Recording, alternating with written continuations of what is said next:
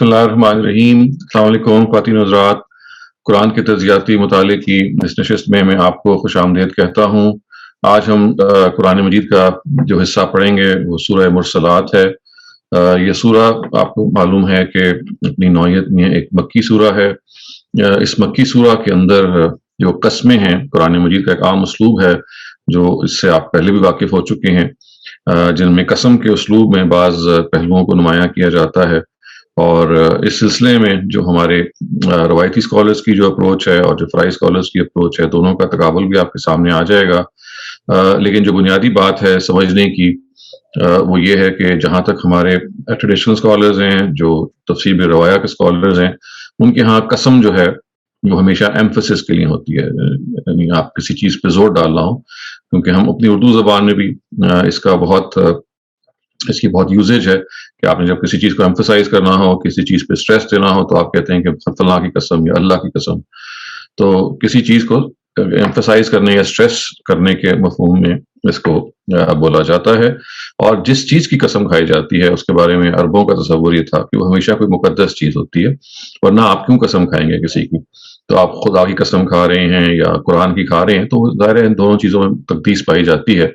तो उनके यहाँ जो कसम है, यानी अरबों के यहाँ और जनरली यानी बहुत सारे हमारे जो इंटरप्रेटर्स हैं जब इसको समझते हैं तो ये कहते हैं कि कसम के दो हिस्से हैं, यानी कसम के दो पहलू हैं। एक ये है कि ये एम्फसाइज करती है किसी चीज़ को, किसी चीज़ की ताकीद करती है, और दूसरी चीज़ ये है कि जिसकी कसम खाई जाती है वो कोई मुक़द्दस हस्ती होती है, मुक़द्दस शय होती है, क्योंकि उसी वजह से फिर एम्फसिस पैदा होता है। यानी एम्फसिस पैदा करने की वजह यही है कि आप किसी ऐसी शख्सियत की कसम खाते हैं, किसी ऐसी चीज़ की कसम खाते हैं जिसमें कोई रेवरेंस या सैंक्टिटी या कोई तक़दीस पाई जाए।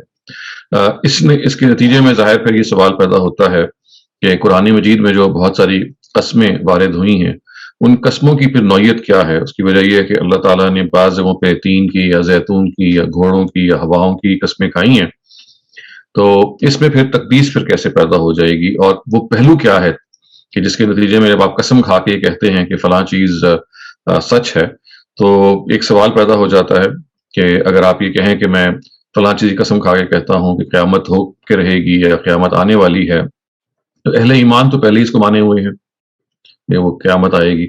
और जो इनकार करने वाले हैं उनके लिए ये स्ट्रेस कह देना कि भई मैं कसम खाए कहता हूँ कि क़यामत आएगी, और मैं हवाओं की कसम खाए कहता हूँ, या मुक़द्दस जो वहाँ पे शुहदा के घोड़ों को, जब भी घोड़ों की कसम खाई जाती है तो वो कहते हैं कि ये असल में शुहदा के घोड़े हैं, गोया कि इससे एक तक़दीस पैदा हुई घोड़ों के अंदर। तो ये पहलू कि भई फलां की कसम के फलां होके रहेगा, तो अगर ये मान भी ली जाए तो कि ये तक़दीस है, तो ये कुरान मजीद आखिर क्या कहना चाह रहा है? क्योंकि अहले ईमान जो हैं उनको इस कसम से फ़ायदा नहीं होगा, वो पहले माने हुए हैं। जो ईमान नहीं रखते उनके लिए भी क्या उसका फ़ायदा होगा? उसकी वजह ये है कि किसी कसम खा के अगर आप किसी चीज़ की हकीकत वाज़ेह भी कर दें, तो एक ना मानने वाले के लिए तो उसकी कोई हैसियत नहीं है। तो ये वो सवाल हैं जिसकी वजह से ये ज़रूरी है कि हम कसम की जो नौइयत है उसका भी मुताला करें, और ये भी जान लें कि कसम के पहलू से जो फ़राई स्कॉलर्स ने जिस तरह से इसको इंटरप्रेट किया है, उसकी क्या नौइयत है। तो मैं आपके सामने सूरह मुरसलात का वो हिस्सा शेयर करने लगा हूँ कि जो आज हम पढ़ेंगे, ये पहली जो शुरू की आयात हैं, इनसे इनको आप पढ़ सकते हैं। चनांचे आप ये देखिए कि ये जो बिल्कुल पहली आयत है, पहली 7 आयतें हैं जिनको हमने पढ़ना है, और इन आयतों को जैसे कि हमारा तरीका होता है कि हमेशा हम दोनों जो स्कूल्स ऑफ थॉट हैं उनके नुमाइंदा जो स्कॉलर्स हैं उनके तर्जुमे और उनकी तशरीह के लिहाज से पढ़ते हैं। तो सबसे पहले आप ये देखिए कि मुफ्ती शफी साहब जो तफसीर रवाया के स्कूल के बहुत अच्छे एक्सपोनेंट हैं, वो इसकी तशरीह कैसे करते हैं। तो बिस्मिल्लाहिर्रहमानिर्रहीम। वल मुरसलाति उर्फा फल आसिफाति अस्फा वन नाशिराति नशरा फल फारिकाति फरका फल मुल्कियाति ज़िक्रा उज़रन औ नुज़रा इन्नमा तुअदून लवाक़िअ। तो अब ये देखिए कि इसमें उन्होंने इसकी तशरीह ऐसे की है, कसम है चलती हवाओं की कि दिल को खुश आती हैं।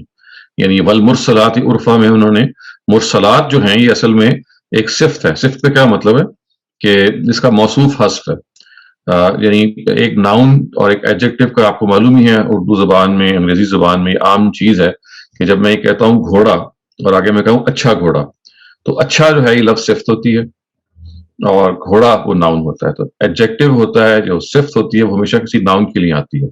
تو عربی زبان میں بعض دفعہ ناؤن کو حذف کر دیا جاتا ہے اور صرف صفت لائی جاتی ہے، اور اس کی وجہ یہ ہوتی ہے کہ وہ صفت اتنی پرومیننٹ ہوتی ہے کہ جیسے ہی آپ اس کا ذکر کریں آپ کو پتہ چل جاتا ہے اس سے کیا ناؤن مراد ہے، اس سے کیا ناؤن مراد ہے. تو اصل میں والمرسلات جو ہے نا، مرسلات یہ ایک صفت ہے عربی زبان میں، اس کا ناؤن موجود نہیں ہے. تو اب یہ مفسرین میں یہ بحث ہے کہ یہ کس کی صفت ہے. یعنی مرسلات کا مطلب ہے جو چھوڑی گئی ہیں، which are left یعنی which are left to go forward. اب یہ ایک ایسی چیز ہے کہ جس کو جیسے میں ارسال کرنا، تو اسی سے مرسل بنا گیا کہ جس چیز کو چھوڑا گیا ہے. اور جب اس کو آپ جمع میں کہیں گے تو اور وہ مؤنث ہوگی تو مرسلات بن جائے گا. تو اب یہ ہے سوال کہ سب سے پہلی بات تو یہ کہ مرسلات کس کے بارے میں کہا جا رہا ہے، کیا چیز ہے جو چھوڑی گئی ہے. تو آپ نے مفتی صاحب کے ترجمے سے دیکھ لیا کہ انہوں نے کہا کہ یہاں اصل میں یعنی ہوائیں مراد ہے. تو گویا ان کے ہاں جو ترکیب ہوگی وہ کیا ہوگی، الریاح المرسلات، کیونکہ ری کی جمع ریاح ہے تو ترکیب یہی بنے گی الریاح المرسلات. اور وہ عرفہ کی انہوں نے جو تشریح کی ہے وہ یہ کہ جو خوش آتی ہیں، جو آپ کو اچھی لگتی ہیں. تو والمرسلات عرفہ کو انہوں نے اس طرح سے کھولا ہے، اس طرح سے اس کو بیان کیا ہے کہ قسم ہے ان ہواؤں کی کہ جو خوش آتی ہیں، جو پسند آتی ہیں، جو اچھا افیکٹ لے کے آتی ہیں. تو یہ آپ تھوڑی سی عربی میں بتانی پڑ رہی ہے، لیکن امید ہے کہ اس سے آپ کے لیے مشکل نہیں ہوگی. یعنی میں ایک بار دوبارہ آپ کو بتا دیتا ہوں کہ عربی زبان میں جو صفتیں ہوتی ہیں جب وہ آتی ہیں تو ضروری نہیں ہے کہ ہر جگہ موصوف موجود ہو، جیسے یہاں نہیں ہے. یعنی مرسلات کا تو مطلب ہے نا چھوڑا گیا، یہ چیز چھوڑی گئی ہے، چھوڑی جاتی ہیں، بلکہ چونکہ پلورل ہے. اب کیا چیزیں چھوڑی جاتی ہیں یہ ذکر نہیں کیا الفاظ میں. جب ذکر نہیں کیا تو اب یہ ضروری ہے کہ پھر اس کے بارے میں پتہ لگایا جائے. تو مفتی صاحب کہتے ہیں کہ یہاں اصل میں یہ ہواؤں کی صفت ہے، کیونکہ ہوائیں چھوڑی جاتی ہیں، ہوائیں ہیں جو تیز چلتی ہیں، تو یہ اس طرف اشارہ کر رہا ہے. تو یہ ایک مستقل چیز ہے کہ آپ عربی زبان میں جب صفتیں دیکھتے ہیں تو یا تو موصوف یعنی ناؤن، صفت کا مطلب کیا ہے ایڈجیکٹو، موصوف کا کیا مطلب ہے ناؤن. تو موصوف بعض دفعہ موجود ہوتا ہے، جیسے آپ دیکھیے اگر میں کہوں الرجل الصالح تو یہ نیک بندہ، الصالح جو ہے وہ صفت ہے، الرجل جو ہے وہ موصوف ہے، یعنی وہ ناؤن ہے.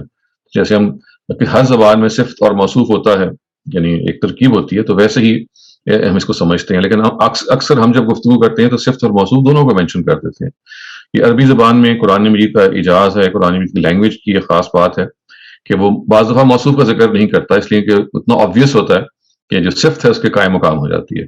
تو اس وجہ سے جو ترکیب مفتی صاحب نے یہاں پہ ہمیں سمجھائی ہے وہ یہ ہے کہ یہاں ہوائیں مراد ہیں. چنانچہ اب دیکھیے انہوں نے ترجمہ کیا ہے جس کو آپ دیکھ رہے ہیں، وہ یہ ہے کہ قسم ہے چلتی ہواؤں کی دل کو خوش آتی. یعنی عرفہ کا انہوں نے ترجمہ یہ کیا، دل کو خوش آتی کا مطلب ہے جو پسند آتی ہیں. پھر اس کے بعد کیا فالعاصفات عصفا، اس کا ترجمہ وہی کرتے ہیں پھر جھونکا دینے والیوں کی زور سے. یعنی یہاں پہ بھی وہ ہوائیں مراد لیتے ہیں. یعنی آپ جب ہوائیں چلتی ہیں تو اس کے بعد ان کے ہاں ایک تیزی پیدا ہوتی ہے. تو یہ اگلا سٹیپ ہے، یعنی پہلے تو انہوں نے اپنا کام شروع کیا، اس کے بعد جھونکے دینے لگی. تو یہاں پہ بھی وہ کہتے ہیں کہ ان کی بات سے معلوم ہوتا ہے کہ ہوائیں ہی مراد ہیں. اگرچہ انہوں نے لفظ تو نہیں یہاں پہ درج کیا، لیکن پیچھے سے ملا کے پڑھیں گے تو ایسے ہی ہوگا کہ پھر جھونکا دینے والی ہواؤں کا جو زور سے جھونکا دیتی ہیں. پھر اگلا جو ہے وہ ناشرات نشرا، اس کو بھی انہوں نے ہواؤں سے متعلق کیا، اور وہ کیا ہے پھر ابھارنے والیوں کی اٹھا کر. یعنی پھر وہ ہوائیں جو ابھارتی ہیں اٹھا کر، یہ انہوں نے ترجمہ کیا. اس کے بعد جو اگلا ہے فالفارقات فرقہ، پھر پھاڑنے والیوں کی بانٹ کر. پھر پھاڑنے والیوں کی یہاں پہ بھی اگرچہ انہوں نے ذکر نہیں کیا، لیکن اگر آپ پیچھے سے ملا کے پڑھیں تو یہی پتہ لگتا ہے کہ وہ یہاں ہوائیں ہی مراد لے رہے ہیں. یعنی سمجھ لیں کہ جو پہلی 4 آیات ہیں ان چاروں میں جو صفت موجود ہے ان کا موصوف حذف ہے. یعنی آصفات بھی ایک صفت ہے، ناشرات بھی ایک صفت ہے، اور الفارقات بھی ایک صفت ہے. اور مرسلات کے بارے میں آپ کو بتا چکا ہوں. تو یہ چاروں صفتیں ہیں، ان چاروں کے بارے میں جو ان کے موصوف ہے، جو ان کے ناؤنز ہیں، وہ موجود نہیں ہیں. تو وہ مفتی صاحب کہتے ہیں کہ یہاں اصل مراد ہوائیں ہیں. تو الریاح المرسلات، الریاح العاصفات، الریاح الناشرات اور الریاح الفارقات، یہ ترکیب ہوگی. تو یہ کہتے ہیں کہ قسم ہے چلتی ہواؤں کی دل کو خوش آتی، پھر وہی ہوائیں جھونکا دینے والیوں کی، پھر وہی ہوائیں جو ابھارنے والی کی اٹھا کر، پھر پھاڑنے والیوں کی بانٹ کر. جب اس کو تشریح کریں گے ایسے مراد کیا ہے. اب یہ جو آخری صفت آئی ہے آیت نمبر 5 میں، یہاں وہ تبدیلی کر دیتے ہیں. وہ کہتے ہیں کہ فالملقیات ذکرہ جو ہے یہاں پہ ہوائیں مراد نہیں ہیں، بلکہ وہ کہتے ہیں پھر فرشتوں کی جو اتار لاویں وہیں. تو فالملقیات ذکرہ کیا مطلب ہے، یعنی القا یلقی عربی زبان میں کہتے ہیں نا کسی چیز کو ڈالنا، کسی چیز کو لے آنا. تو وہ کہتے ہیں فالملقیات میں جو صفت حذف ہے وہ ریح یا ریاح نہیں ہے بلکہ وہ الملائکہ ہے. تو یہ فرشتوں کو کہتے ہیں الملائکۃ الملقیات. جیسے وہ ہے نا الریاح المرسلات یا الریاح العاصفات، وہ کہیں گے ملقیات کی کا جو ناؤن حذف ہے، جو موصوف حذف ہے، وہ کہتے ہیں وہ فرشتے ہیں. تو اس طرح سے یوں آپ دیکھ لیجئے کہ پہلی 4 آیتوں میں یہ کہتے ہیں کہ جو موصوف حذف ہیں وہ ساری کی ساری ہوائیں ہیں، اور جو 5ویں آیت ہے جس میں موصوف حذف ہے ملقیات کا، وہ کہتے ہیں یہاں ہوائیں مراد نہیں بلکہ یہاں فرشتے مراد ہیں. اچھا، اس کے بعد وہ آگے ترجمہ یہ کرتے ہیں الزام اتارنے کو یا ڈر سنانے کو، یہ عذرن او نذرا. الزام اتارنے کا کیا مطلب ہے کہ کوئی عذر باقی نہ رہے، اور نذرا کا کیا مطلب ہے ڈر سنانا، یعنی کسی کو وارننگ دینا. تو وہ کہتے ہیں کہ یہ ہے. اب وہ کہتے ہیں کہ جو مقسم علیہ ہے وہ کیا ہے؟ انما توعدون لواقع، جو تم سے وعدہ ہوا وہ ضرور ہونا ہے. ایک مرتبہ پھر ذرا جان لیجئے کہ قسم کی جو سمجھ لیجئے کہ جو اسٹرکچر ہوتا ہے وہ کیا ہوتا ہے کہ قسمیں جو ہیں جب وہ کھائی جاتی ہیں تو ایک چیز ہوتی ہے جس کو ہم کہتے ہیں مقسم بہی، جس چیز کی قسم کھائی جائے، اور جس چیز پر قسم کھائی جائے اس کو کہتے ہیں مقسم علیہ. یعنی اگر میں یہ کہوں کہ خدا کی قسم آج میں صبح آپ کے پاس آؤں گا، اردو زبان میں آپ سمجھ لیں، تو میں کس کی قسم کھا رہا ہوں؟ میں خدا کی کھا رہا ہوں. تو جس چیز کی قسم کھائی جاتی ہے اس کو کہتے ہیں مقسم بہی، یعنی خدا یہاں پہ مقسم بہی ہے. اور جس چیز پر میں قسم کھا رہا ہوں وہ کیا ہے کہ میں آج آپ کے پاس آؤں گا. اس کا مطلب ہے یہ پریمس ہے جو میں قسم کھا کے کہہ رہا ہوں، اس کو کہتے ہیں مقسم علیہ، یعنی اس پر قسم کھائی گئی ہے. تو مقسم بہی جس کی قسم کھائی جائے، اور مقسم علیہ جس پر قسم کھائی جائے. تو اگر آپ یہ چیز سمجھ ہیں تو ان آیتوں پہ اس کا اطلاق آپ کر کے کہہ سکتے ہیں کہ یہاں پہ جو مقسم بہی ہیں وہ پہلی 4 آیتوں میں ہوائیں ہیں جن کے مختلف اوصاف بیان ہوئے ہیں، اور 5ویں آیت میں جو مقسم بہی ہے وہ فرشتے ہیں. گویا کہ فرشتے اور ہواؤں کی قسم کھا کے کیا کہا جا رہا ہے کہ جو تم سے وعدہ ہوا ہے وہ ضرور ہونا ہے. یعنی اس چیز پر قسم کھائی جا رہی ہے. یعنی جیسے میں نے آپ کو مثال دی نا کہ قسم کھائی گئی ہے کہ خدا کی قسم میں آپ کے پاس ضرور آؤں گا، تو میں آپ کے پاس ضرور آؤں گا، یہ وہ پریمس ہے جس میں نے قسم کھائی گئی ہے. تو یہاں جس پریمس پہ قسم کھائی گئی وہ کیا ہے کہ ہواؤں کی قسم اور فرشتوں کی قسم کہ جو تم سے وعدہ کیا جا رہا ہے یہ پورا ہو کے رہے گا. یعنی وہ ظاہر ہے سیاق و سباق میں جب آپ اس کو دیکھیں گے اس سے مراد کیا ہے؟ اس سے مراد وہ وعدہ ہے جو قیامت کا یا دنیاوی عذاب کا ان اقوام کے ساتھ کیا گیا کہ جن کے پاس رسول بھیجے گئے اور ان کو بتایا گیا کہ اگر آپ نے رسول کی بات کا جانتے بوجھتے ہوئے انکار کیا تو پھر آپ کو تہس نہس کر دیا جائے گا. تو یہ اس وعدے کی طرف ذکر ہے کہ انما توعدون لواقع، کہ تم سے جو وعدہ ہوا ہے وہ ضرور ہونا ہے. تو یہ اس کو ہمارے جو کلاسیکل اسکالرز ہیں وہ ایسے بیان کرتے ہیں. تو اس میں ہم تھوڑی سی تشریح بھی ان کی پڑھ لیتے ہیں تاکہ جو کچھ انہوں نے یہاں الفاظ میں بیان کیا ہے اس کو ذرا آپ ان کی تشریح میں دیکھ لیں. تو یہ مفتی شفیع صاحب کی جو معارف القرآن ہے اس کی جو انہوں نے تشریح کی ہے، وہ کہتے ہیں کہ صحیح بخاری میں حضرت عبداللہ بن مسعود سے روایت ہے کہ ہم رسول اللہ صلی اللہ علیہ وسلم کے ساتھ مینا کے غار میں تھے. اچانک سورہ مرسلات نازل ہوئی. یہ جو مرسلات ہے وہی سورہ جو ہم آج پڑھ رہے ہیں، اس کی ہم نے پہلی 7 آیتیں پڑھی.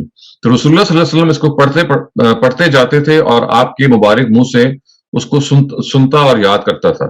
یعنی لوگ جو وہ عبداللہ بن مسعود کہتے ہیں کہ آپ اس کو پڑھتے تھے اور میں اس کو سن کے آپ کے منہ سے یاد کرتا تھا. آپ کا دہن مبارک اس سورہ کی حلاوت سے رطب ہو رہا تھا، یعنی شاداب ہو رہا تھا، یعنی معطر ہو رہا تھا.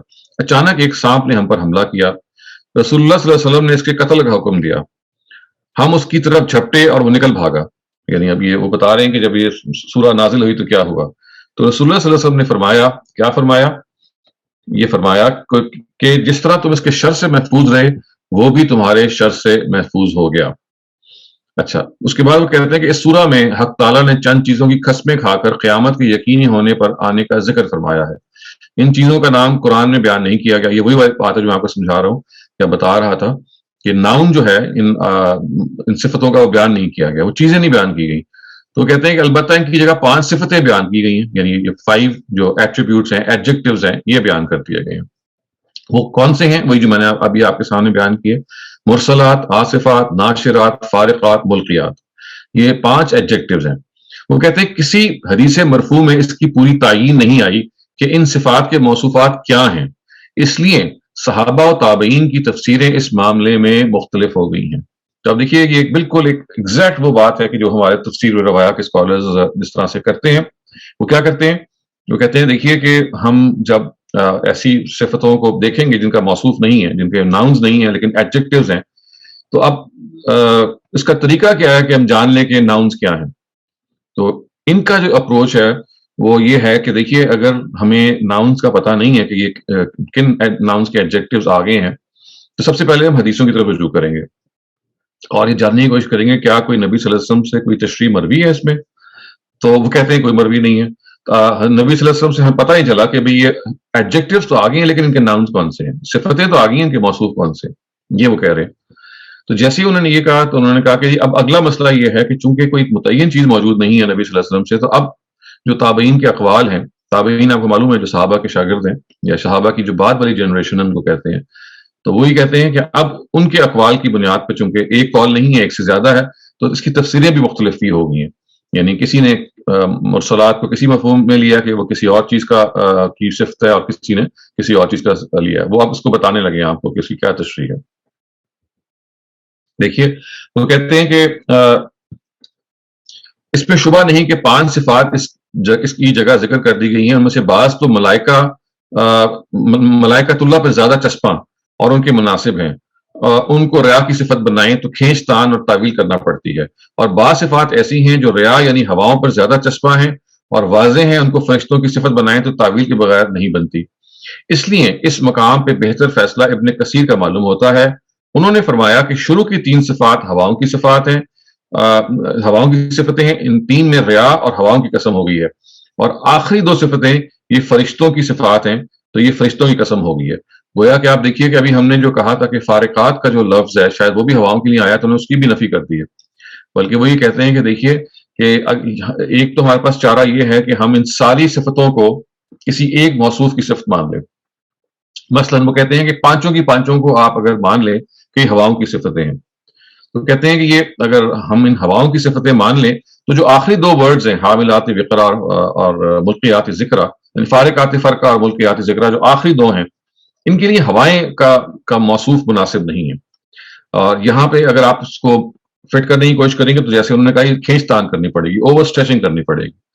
اور دوسرا انہوں نے کہا کہ اگر ان سب کو ہم فرشتوں کی صفتیں مان لیں تو جو پہلی 3 ہیں وہ ان پہ انطباق کرنا فرشتوں کا ٹھیک نہیں ہے کہ فرشتے چھوڑے جاتے ہیں، فرشتے جو ہیں وہ اس طرح سے نرمی سے چلتے ہیں.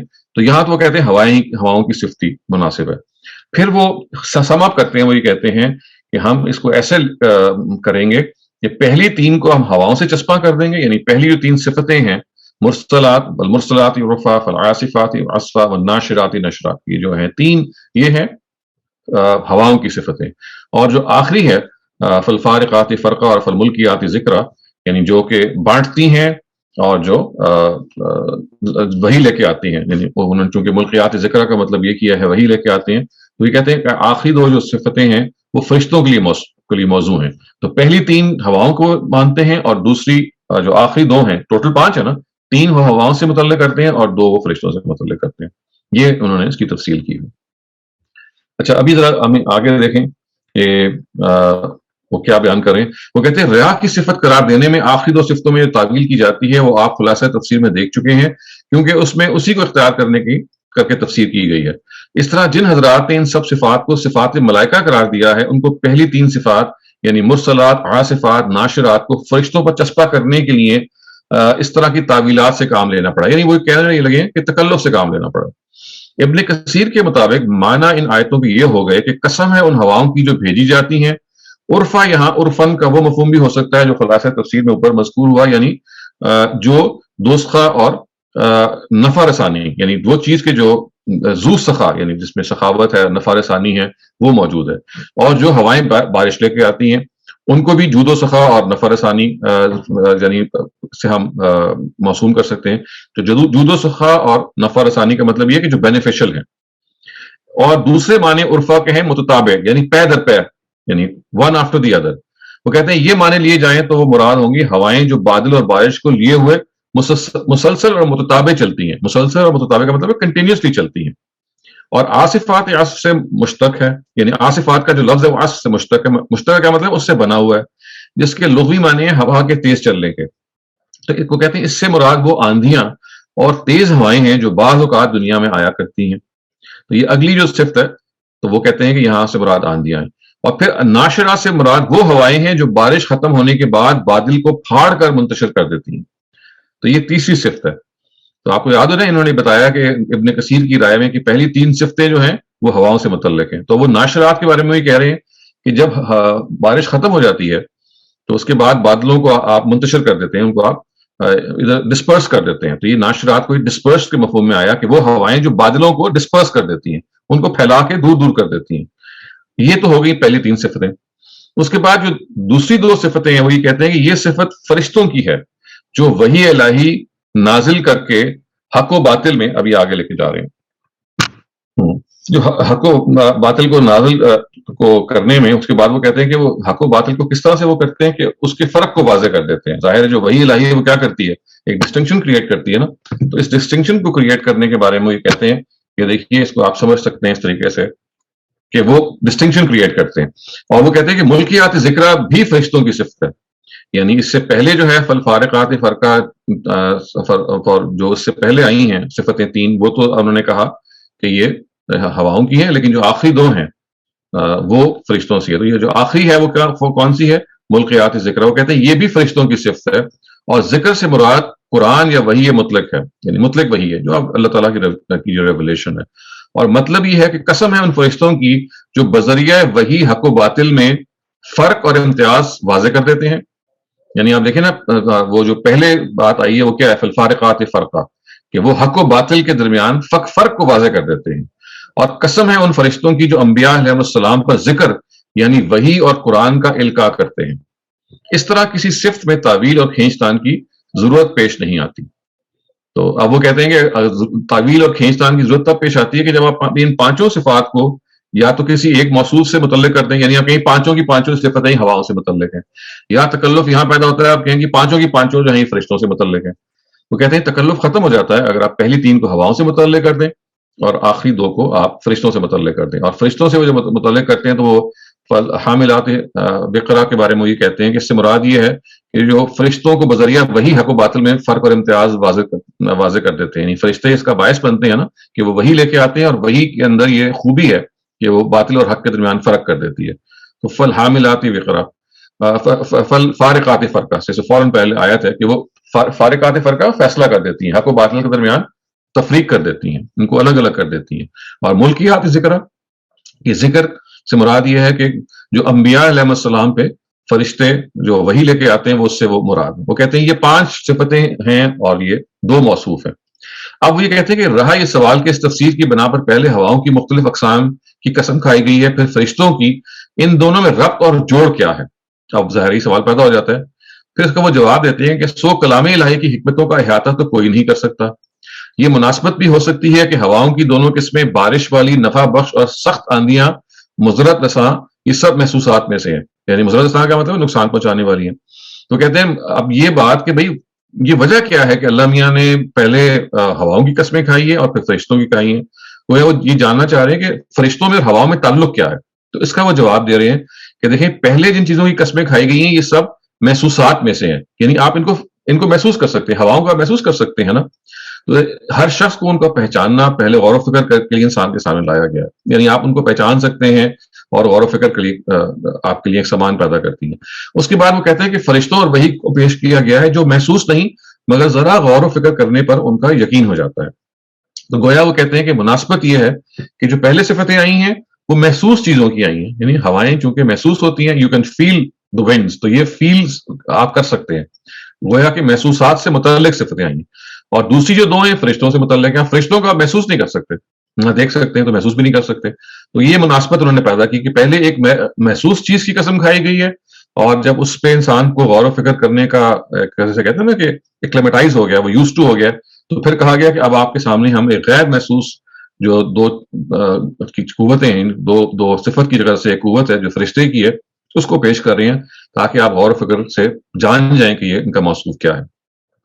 اس کے بعد وہ یہ کہتے ہیں کہ عذراً او نذرا, یہ ملکیات ذکرہ سے متعلق ہے کہ ذکر اور وحی انبیاء علیہ السلام پر اس لیے نازل کی جائے کہ وہ اہل حق مومنین کے لیے ان کی کوتاہیوں سے معذرت کا سبب بنے, اور اہل باطل کفار کے لیے نذیر اور عذاب سے ڈرانے والا ثابت ہو. تو اب وہ یہ کہتے ہیں کہ یہ دونوں جو عذراً اور نذرا ہے یہ بھی اصل میں مقسم علیہ کا حصہ ہے.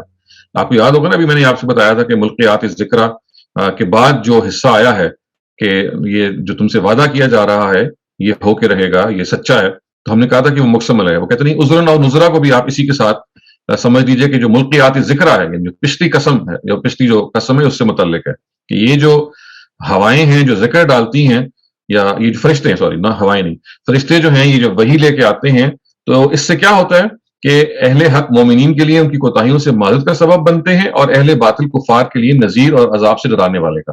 تو گویا کہ وہ عذرنا و نذرا کو ملکیات ذکرہ ہی سے متعلق قرار دے رہے ہیں، معاف کیجیے گا، اور انما توعدون سے نہیں قرار دے رہے. تو عذرنا و نذرا کو بھی وہ کہتے ہیں کہ یہ ہواؤں کی جو آخری صفت ہے، یعنی فرشتوں کی جو آخری صفت ہے، یہ اس سے متعلق ہے. مقسم علیہ وہ اس میں یہی مانتے ہیں کہ انما توعدون دبا کے، کہ جو وعدہ کیا جا رہا ہے وہ ہو کے رہے گا. وہ وعدہ کیا جا رہا ہے، یعنی تم سے جس قیامت اور حساب کتاب، جزا و سزا کا وعدہ بذریعہ انبیاء کیا جا رہا ہے وہ ضرور پورا اور واقع ہو کر رہے گا. تو یہ وہ ان کا جو پورے کا پورا جو مقدمہ ہے وہ یہ ہے کہ یہ جو قسمیں ہیں یہ سب سے پہلے ہواؤں کی کھائی گئی ہیں، اس کے بعد فرشتوں کی کھائی گئی ہیں. ان میں مناسبت کیا ہے کہ ہوائیں محسوس ہیں اور جو فرشتے ہیں وہ غیر محسوس ہیں، تو دونوں کو کمبائن کر دیا گیا. پہلے محسوس کی کھائی گئی تاکہ آپ کو محسوس پر غور کرنے سے تھوڑا سا عادت پڑے کہ آپ غیر محسوس کی طرف جائیں. پھر انہوں نے یہ بتایا کہ یہ جو مقسم علیہ ہے، یعنی جس پر یہ قسم کھائی گئی ہے، ایمفسس کیا گیا ہے، وہ کیا ہے کہ جو تم سے وعدہ کیا جا رہا ہے وہ ہو کے رہے گا. اور ان کے نزدیک وہ وعدہ کیا ہے؟ وہ قیامت کا وعدہ ہے. تو گویا سمرائز وہ اس طرح سے ہم کریں گے کہ فرشتے اور ہوائیں ان کی قسم کھا کے اللہ میں یہ کہہ رہے ہیں کہ قیامت آ کے رہے گی، قیامت کا جو وعدہ ہے وہ سچا ہے. آبویسلی اب یہ سوال پیدا ہو جاتا ہے کہ یہ کیسے ہم اس کو سمجھیں کہ ہوائیں اور فرشتے جو ہیں جب آپ ان کی قسم کھائیں گے تو اس میں وہ کیا تقدیس کا پہلو ہے جس سے وہ ایمفسس پیدا ہوگا. تو یہ بہت بڑا سوال پیدا ہو جاتا ہے کہ ہاں ایک گیپ رہ جاتا ہے کہ آپ نے ایک چیز کی قسم کھائی اور اس کے بعد کہا کہ یہ ہو کے رہے گا. تو وہی سوال جو میں نے آپ کے شروع میں رکھا تھا کہ اہل ایمان کے لیے اس کی ضرورت نہیں ہے کیونکہ تو پہلے ہی مانے ہوئے ہیں، اور وہ لوگ جو نہیں مانے ہوئے ان کو آپ جب یہ کسی چیز کی قسم کھائے کہیں گے یہ ہو کے رہے گا تو ان کے لیے اس کا کیا فائدہ ہے؟ کیونکہ ان کو تو کوئی یا تو استدلال چاہیے یا کوئی طریقے سے آپ اس کو سمجھائیں. اگر میں ہی کہوں گی خدا کی قسم یہ ہو کے رہے گا تو خدا کو تو میں مانتا ہوں یا خدا کی وحدانیت مجھے یقین ہے، تو میں چلیں اس کی تقدیس کے حوالے سے بھی اس کو سمجھ جاؤں گا. تو ایک اہل جو مومنین ہیں ان کو اس کا فائدہ نہیں ہوگا کہ وہ قیامت کو پہلے مانے ہوئے ہیں. جو انکار کرنے والے ہیں ان کو بھی فائدہ نہیں ہوگا، اس لیے کہ قسم سے آپ جب کسی چیز کو موقت کر کے بیان کرتے ہیں تو وہ دوسرے کے لیے کوئی استدلال کا باعث نہیں بنتی. تو یہ ایشو ہے جس کی وجہ سے تفسیر میں روایہ کے اسکالرس کی جو یہ ایکسپلینیشن ہے یہ ذہن میں اطمینان پیدا نہیں کرتی کہ یہ کس طریقے سے ان کی قسمیں کھا کے ہم کسی مقدمے کو ثابت کریں. آپ یہ دیکھیے کہ جو فرائی اسکالرس کی اپروچ ہے اس پورے کے پورے قسم کے ایشو کی، میں پہلے بھی 3-4 مرتبہ اس کو ایکسپلین کر چکا ہوں، لیکن چونکہ اس کی یاد دہانی کرتے رہنا ضروری ہے تو میں اس میں آپ کو یہ بتاؤں گا کہ استاد حمید الدین فراہی جو ہیں، جو فرائی اسکول کے بانی ہیں، جس کے جو موجد ہیں، جو پروجینیٹر آپ کہہ لیجیے، یہ انہوں نے اس چیز کی طرف توجہ دلائی اور انہوں نے کہا کہ دیکھیے یہ ہم فنڈامنٹل غلطی کر رہے ہیں. اور وہ غلطی کیا ہے؟ وہ غلطی یہ ہے کہ عربی زبان میں قسم جو ہے وہ 2 مفاہیم میں آتی ہے، ان 2 پہلو یا 2 مقاصد کے لیے 2 مقاصد کے لیے آتی ہے، اور دونوں مقاصد کلام رب میں آپ کو مل جائیں گے اور قرآن میں بھی آپ کو مل جائیں گے. ایک مقصد کیا ہے؟ تاکید پیدا کرنا، وہ جو اس کا معروف مفہوم ہے، یعنی قسم کا ایک معروف مفہوم ہے ایمفسائز کرنا، وہ اس مفہوم سے ہم واقف ہیں. وہ کہتے ہیں یہ بھی ہے قسم کی ایک قسم، لیکن قسم کی ایک اور قسم ہے کہ جہاں پہ اصل میں قسم یہاں پہ تاکید کے لیے نہیں آ رہی ہوتی بلکہ گواہی کے مفہوم میں آ رہی ہوتی ہے. To bear witness, to bear evidence, کسی چیز پر کسی مقدمے کو ثابت کرنے کے لیے ایک گواہی کے طور پہ آ رہی ہوتی ہے. تو وہ کہتے ہیں کہ قرآن مجید میں جو یہ چیزوں کی قسمیں کھائی گئی ہیں، ہواؤں کی یا گھوڑوں کی یا فرشتوں کی یا تین کی یا زیتون کی، یہ سب کے سب جو ہیں یہ گواہی کی نوعیت کی ہیں، نہ کہ تاکید کی نوعیت کی ہیں. تو مفتی شفیع صاحب اور کلاسیکل اسکالرز سب اس کو کہتے ہیں کہ یہ تاکید کے طریقے پہ آئی ہیں. وہ یہ کہتے ہیں کہ تاکید کی قسم بھی یہ قسم ہے، ہاں مانتے ہیں اس کو، اور قرآن میں بھی وہ آئی ہے، جیسے نا فلا وربک لا یؤمنون، کہ تیرے رب کی قسم یہ ایمان والے نہیں ہو سکتے، وہ کہتے ہیں وہ بھی آئی ہے. لیکن یہ جو قسمیں آپ دیکھ رہے ہیں اشیاء کی ہیں، یہ تاکید کے لیے تو آئی نہیں ہیں، یہ اصل میں کسی چیز کے ثبوت کے فراہم کرنے کے لیے آئی ہیں.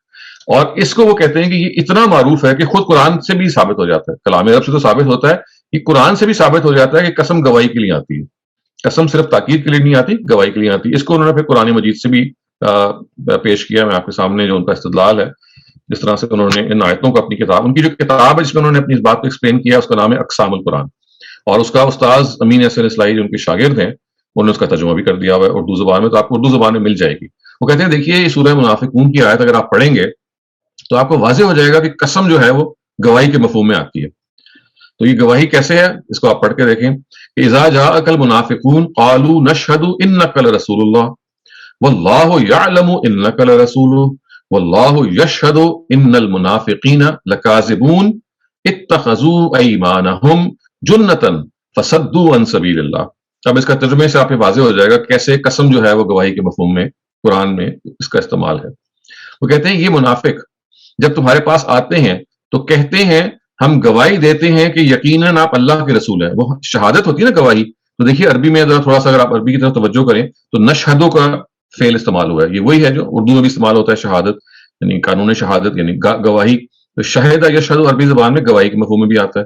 تو وہ جو منافقین ہیں جب وہ نبی صلی اللہ علیہ وسلم کے پاس آتے ہیں تو کہتے ہیں وہ گواہی دیتے ہیں کہ اے پیغمبر آپ اللہ کے پیغمبر ہیں، یعنی وی بیئر وٹنس، یہ ہم آپ کو ہماری یہ گواہی ہے کہ آپ اللہ کے رسول ہیں. اس کے جواب میں اللہ تعالیٰ کہتے ہیں واللہ یعلم انک لرسول، یعنی اللہ جانتا ہے کہ تم ضرور اللہ کے رسول ہو، مگر اللہ گواہی دیتا ہے کہ ان المنافقون لکاذبون واللہ یشہد ان المنافقین لکاذبون. آپ یہ جو گواہی دے رہے ہیں یہ جھوٹی گواہی ہے، دے تو گواہی رہے ہیں. تو اللہ تعالیٰ کہتے ہیں کہ یہ جو منافقین آپ کے رسول کے بارے میں آپ کے بارے میں کہتے ہیں نا کہ آپ اللہ کے رسول ہیں، یہ جھوٹ بول رہے ہیں، جھوٹی گواہی ہے. دل ان کے نہیں مانتے، یہ صرف زبان سے کہہ رہے ہیں. اور پھر دیکھیے اتخذوا ایمانہم جنتا فصدوا عن سبیل اللہ، انہوں نے اپنی ان قسموں کو ڈھال بنا دیا ہے. کون سی قسمیں؟ اب یہ ذہن میں دیکھیے کہ ایمان جو ہے یہ عربی زبان میں یمین کی جمع ہے. یمین کہتے ہیں قسم کو، زمین کہتے ہیں قسم کو.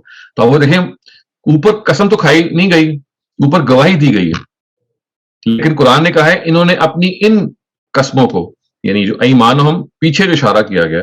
تو استاد حمید الدین فرائی کہتے ہیں کہ دیکھیے یہاں پہ یمین اور گواہی کو برابر رکھ دیا گیا ہے. گویا کہ یہ بتایا جا رہا ہے کہ اللہ تعالیٰ یہ کہتے ہیں کہ یہ جو اپنی یہ قسمیں ہیں جو یہ شہادت کے طور پہ دے رہے ہیں، گواہی کے طور پہ دے رہے ہیں، ان کو انہوں نے اپنی ڈھال بنا لیا ہے اور لوگوں کو وہ اللہ کی راہ سے روکتے ہیں. تو یہاں سے صاف معلوم ہو گیا کہ جو یمین کا لفظ ہے، یمین کا مطلب جو اس کی جمع ایمان یہاں پہ آئی ہے، یہ گواہی کے مفہوم میں ہے. کیونکہ اوپر جو اللہ تعالیٰ کہہ رہے ہیں نا کہ اپنی قسموں کو ڈھال بناتے ہیں، تو اوپر قسم آئی کون سی ہے؟ وہ آئی ہے نا کہ انہوں نے گواہی دی کہ آپ اللہ کے رسول ہیں، اور اللہ تعالیٰ نے کہا کہ آپ جھوٹ بول رہے ہیں.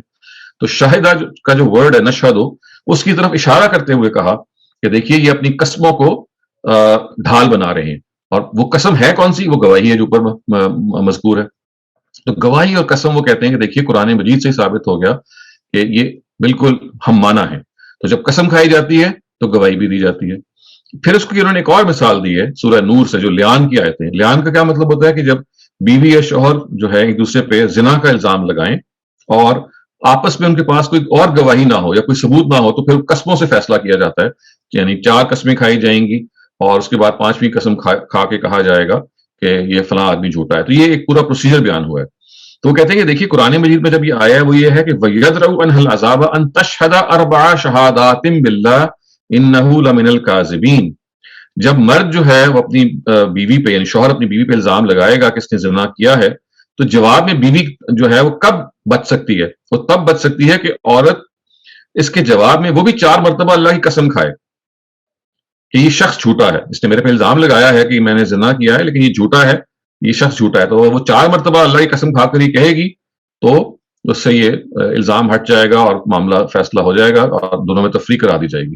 تو دیکھیے قسم کے لیے جو ورڈ استعمال ہوئے وہ کیا ہیں؟ 4 شہاداتٍ باللہ، 4 شہادتیں. اور شہادت وہی ہے جو گواہی ہوتی ہے، اور گواہی کے بارے میں ہم بتا چکے ہیں. یہاں پہ جب آپ کو استعمال کیا جائے گا تو یہ قسم کے مفہوم میں ہے.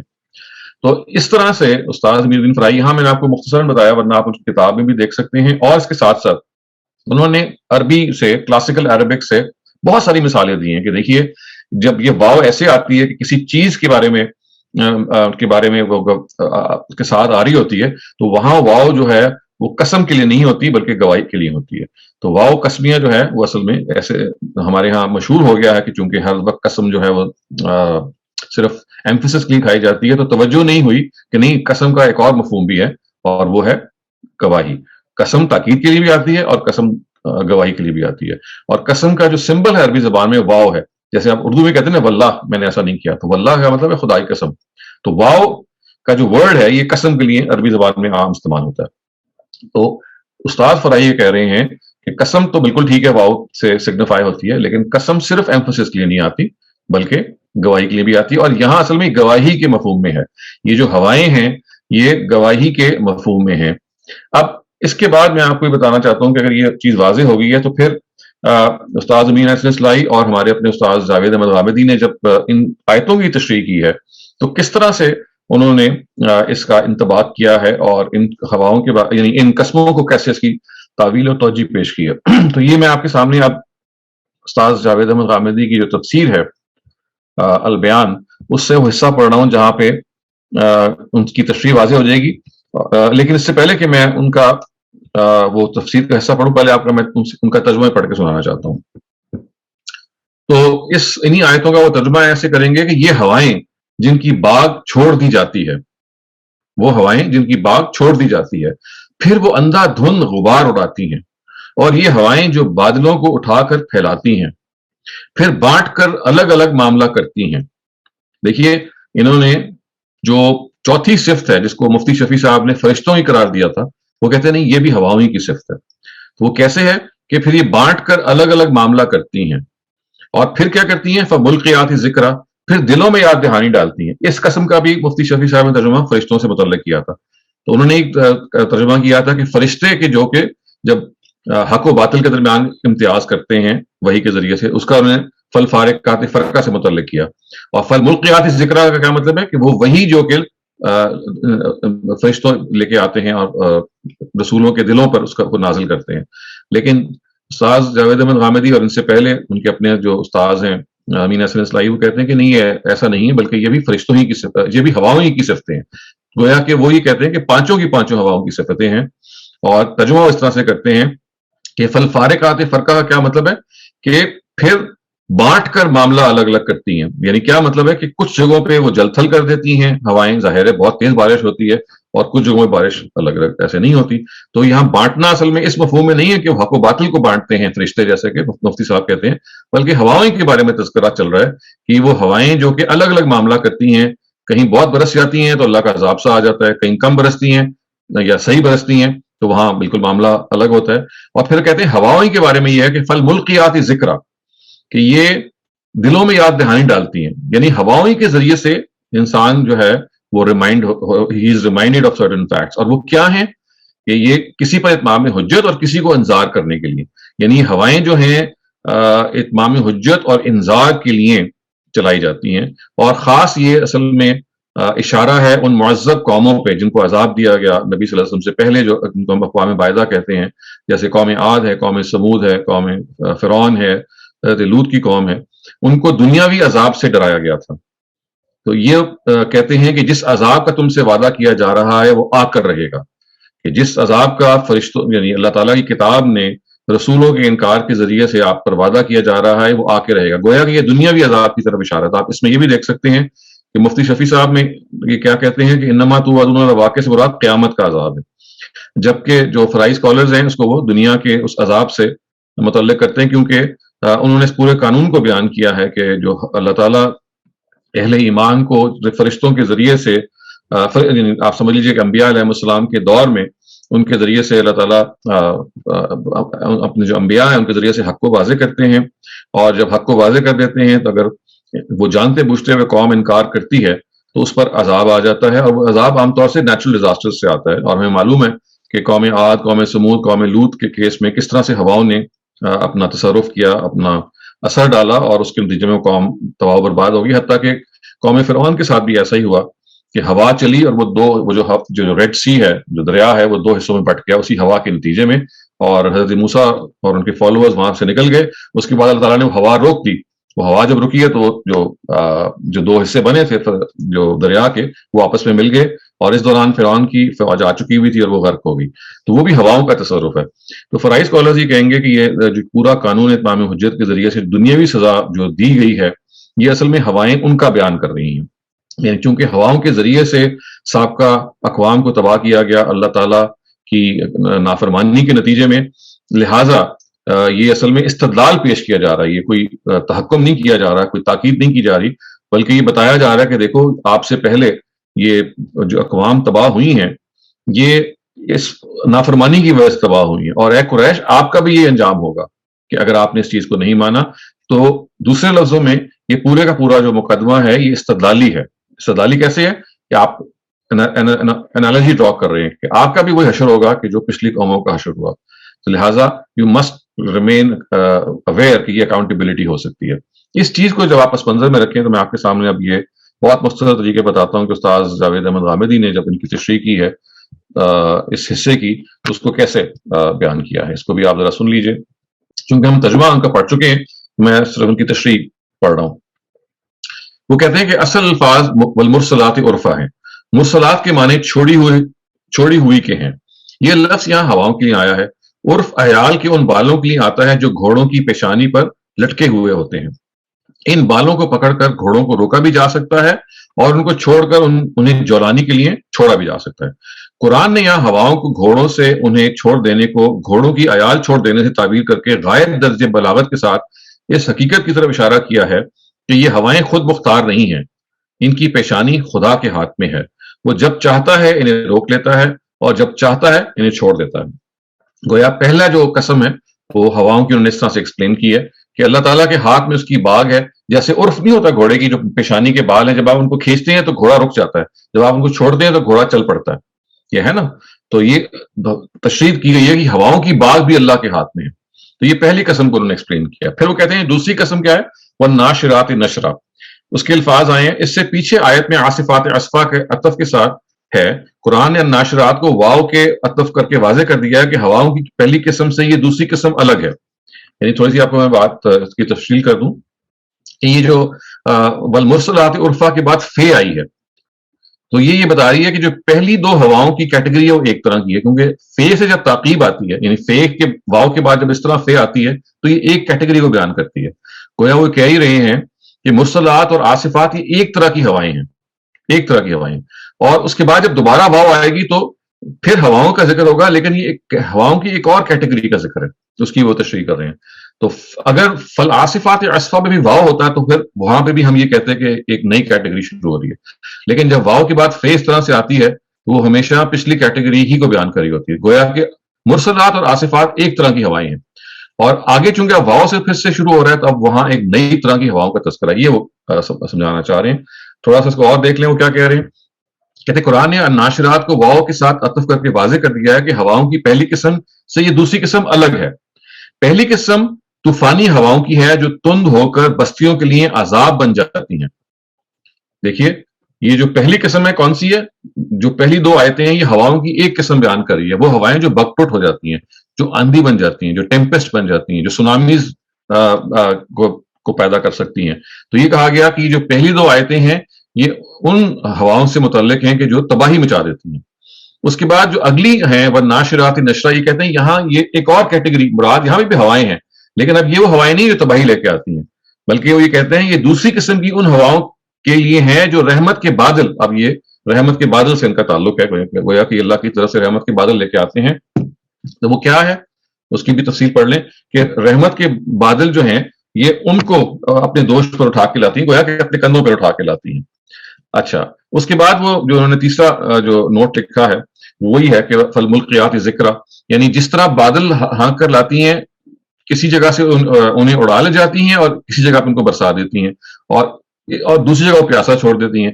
یہاں یہ امر ملحوظ رہے کہ یہ سب معاملات چونکہ نشر کے بعد اور اس کے ذریعے سے ہوتے ہیں، اس وجہ سے فالفارقات فرقہ اور فالملقیات ذکرا اصل میں فے کے ساتھ عطف ہوئے ہیں۔ گویا وہ پھر یہی بتا رہے ہیں کہ دیکھیے یہ جو دوسرے دو فیل ہیں، یعنی دوسری جو تین کیٹیگری ہواؤں کی، وہ دیکھیے پچھلی کیٹیگری پہ فے کے ساتھ عطف ہوئی ہے۔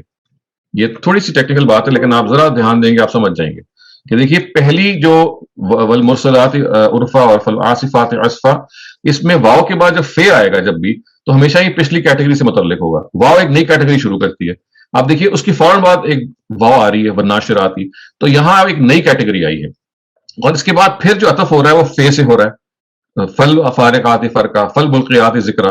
تو وہ یہ کہہ رہے ہیں کہ یہ فارقات فرقہ اور ملکیات ذکر اصل میں یہ ناشرات ہی سے متعلق ہے، جیسے کہ آصفات مرسلات سے متعلق ہے. تو ایک کیٹیگری ہے ان ہواؤں کی کہ جو تباہی مچاتی ہیں، اور ایک کیٹیگری ہے ان ہواؤں کی کہ جو آہستہ آہستہ چلتی ہیں. تو وہ یہ کہتے ہیں کہ یہ دوسری کیٹیگری ہے جو آگے بیان ہو رہی ہے.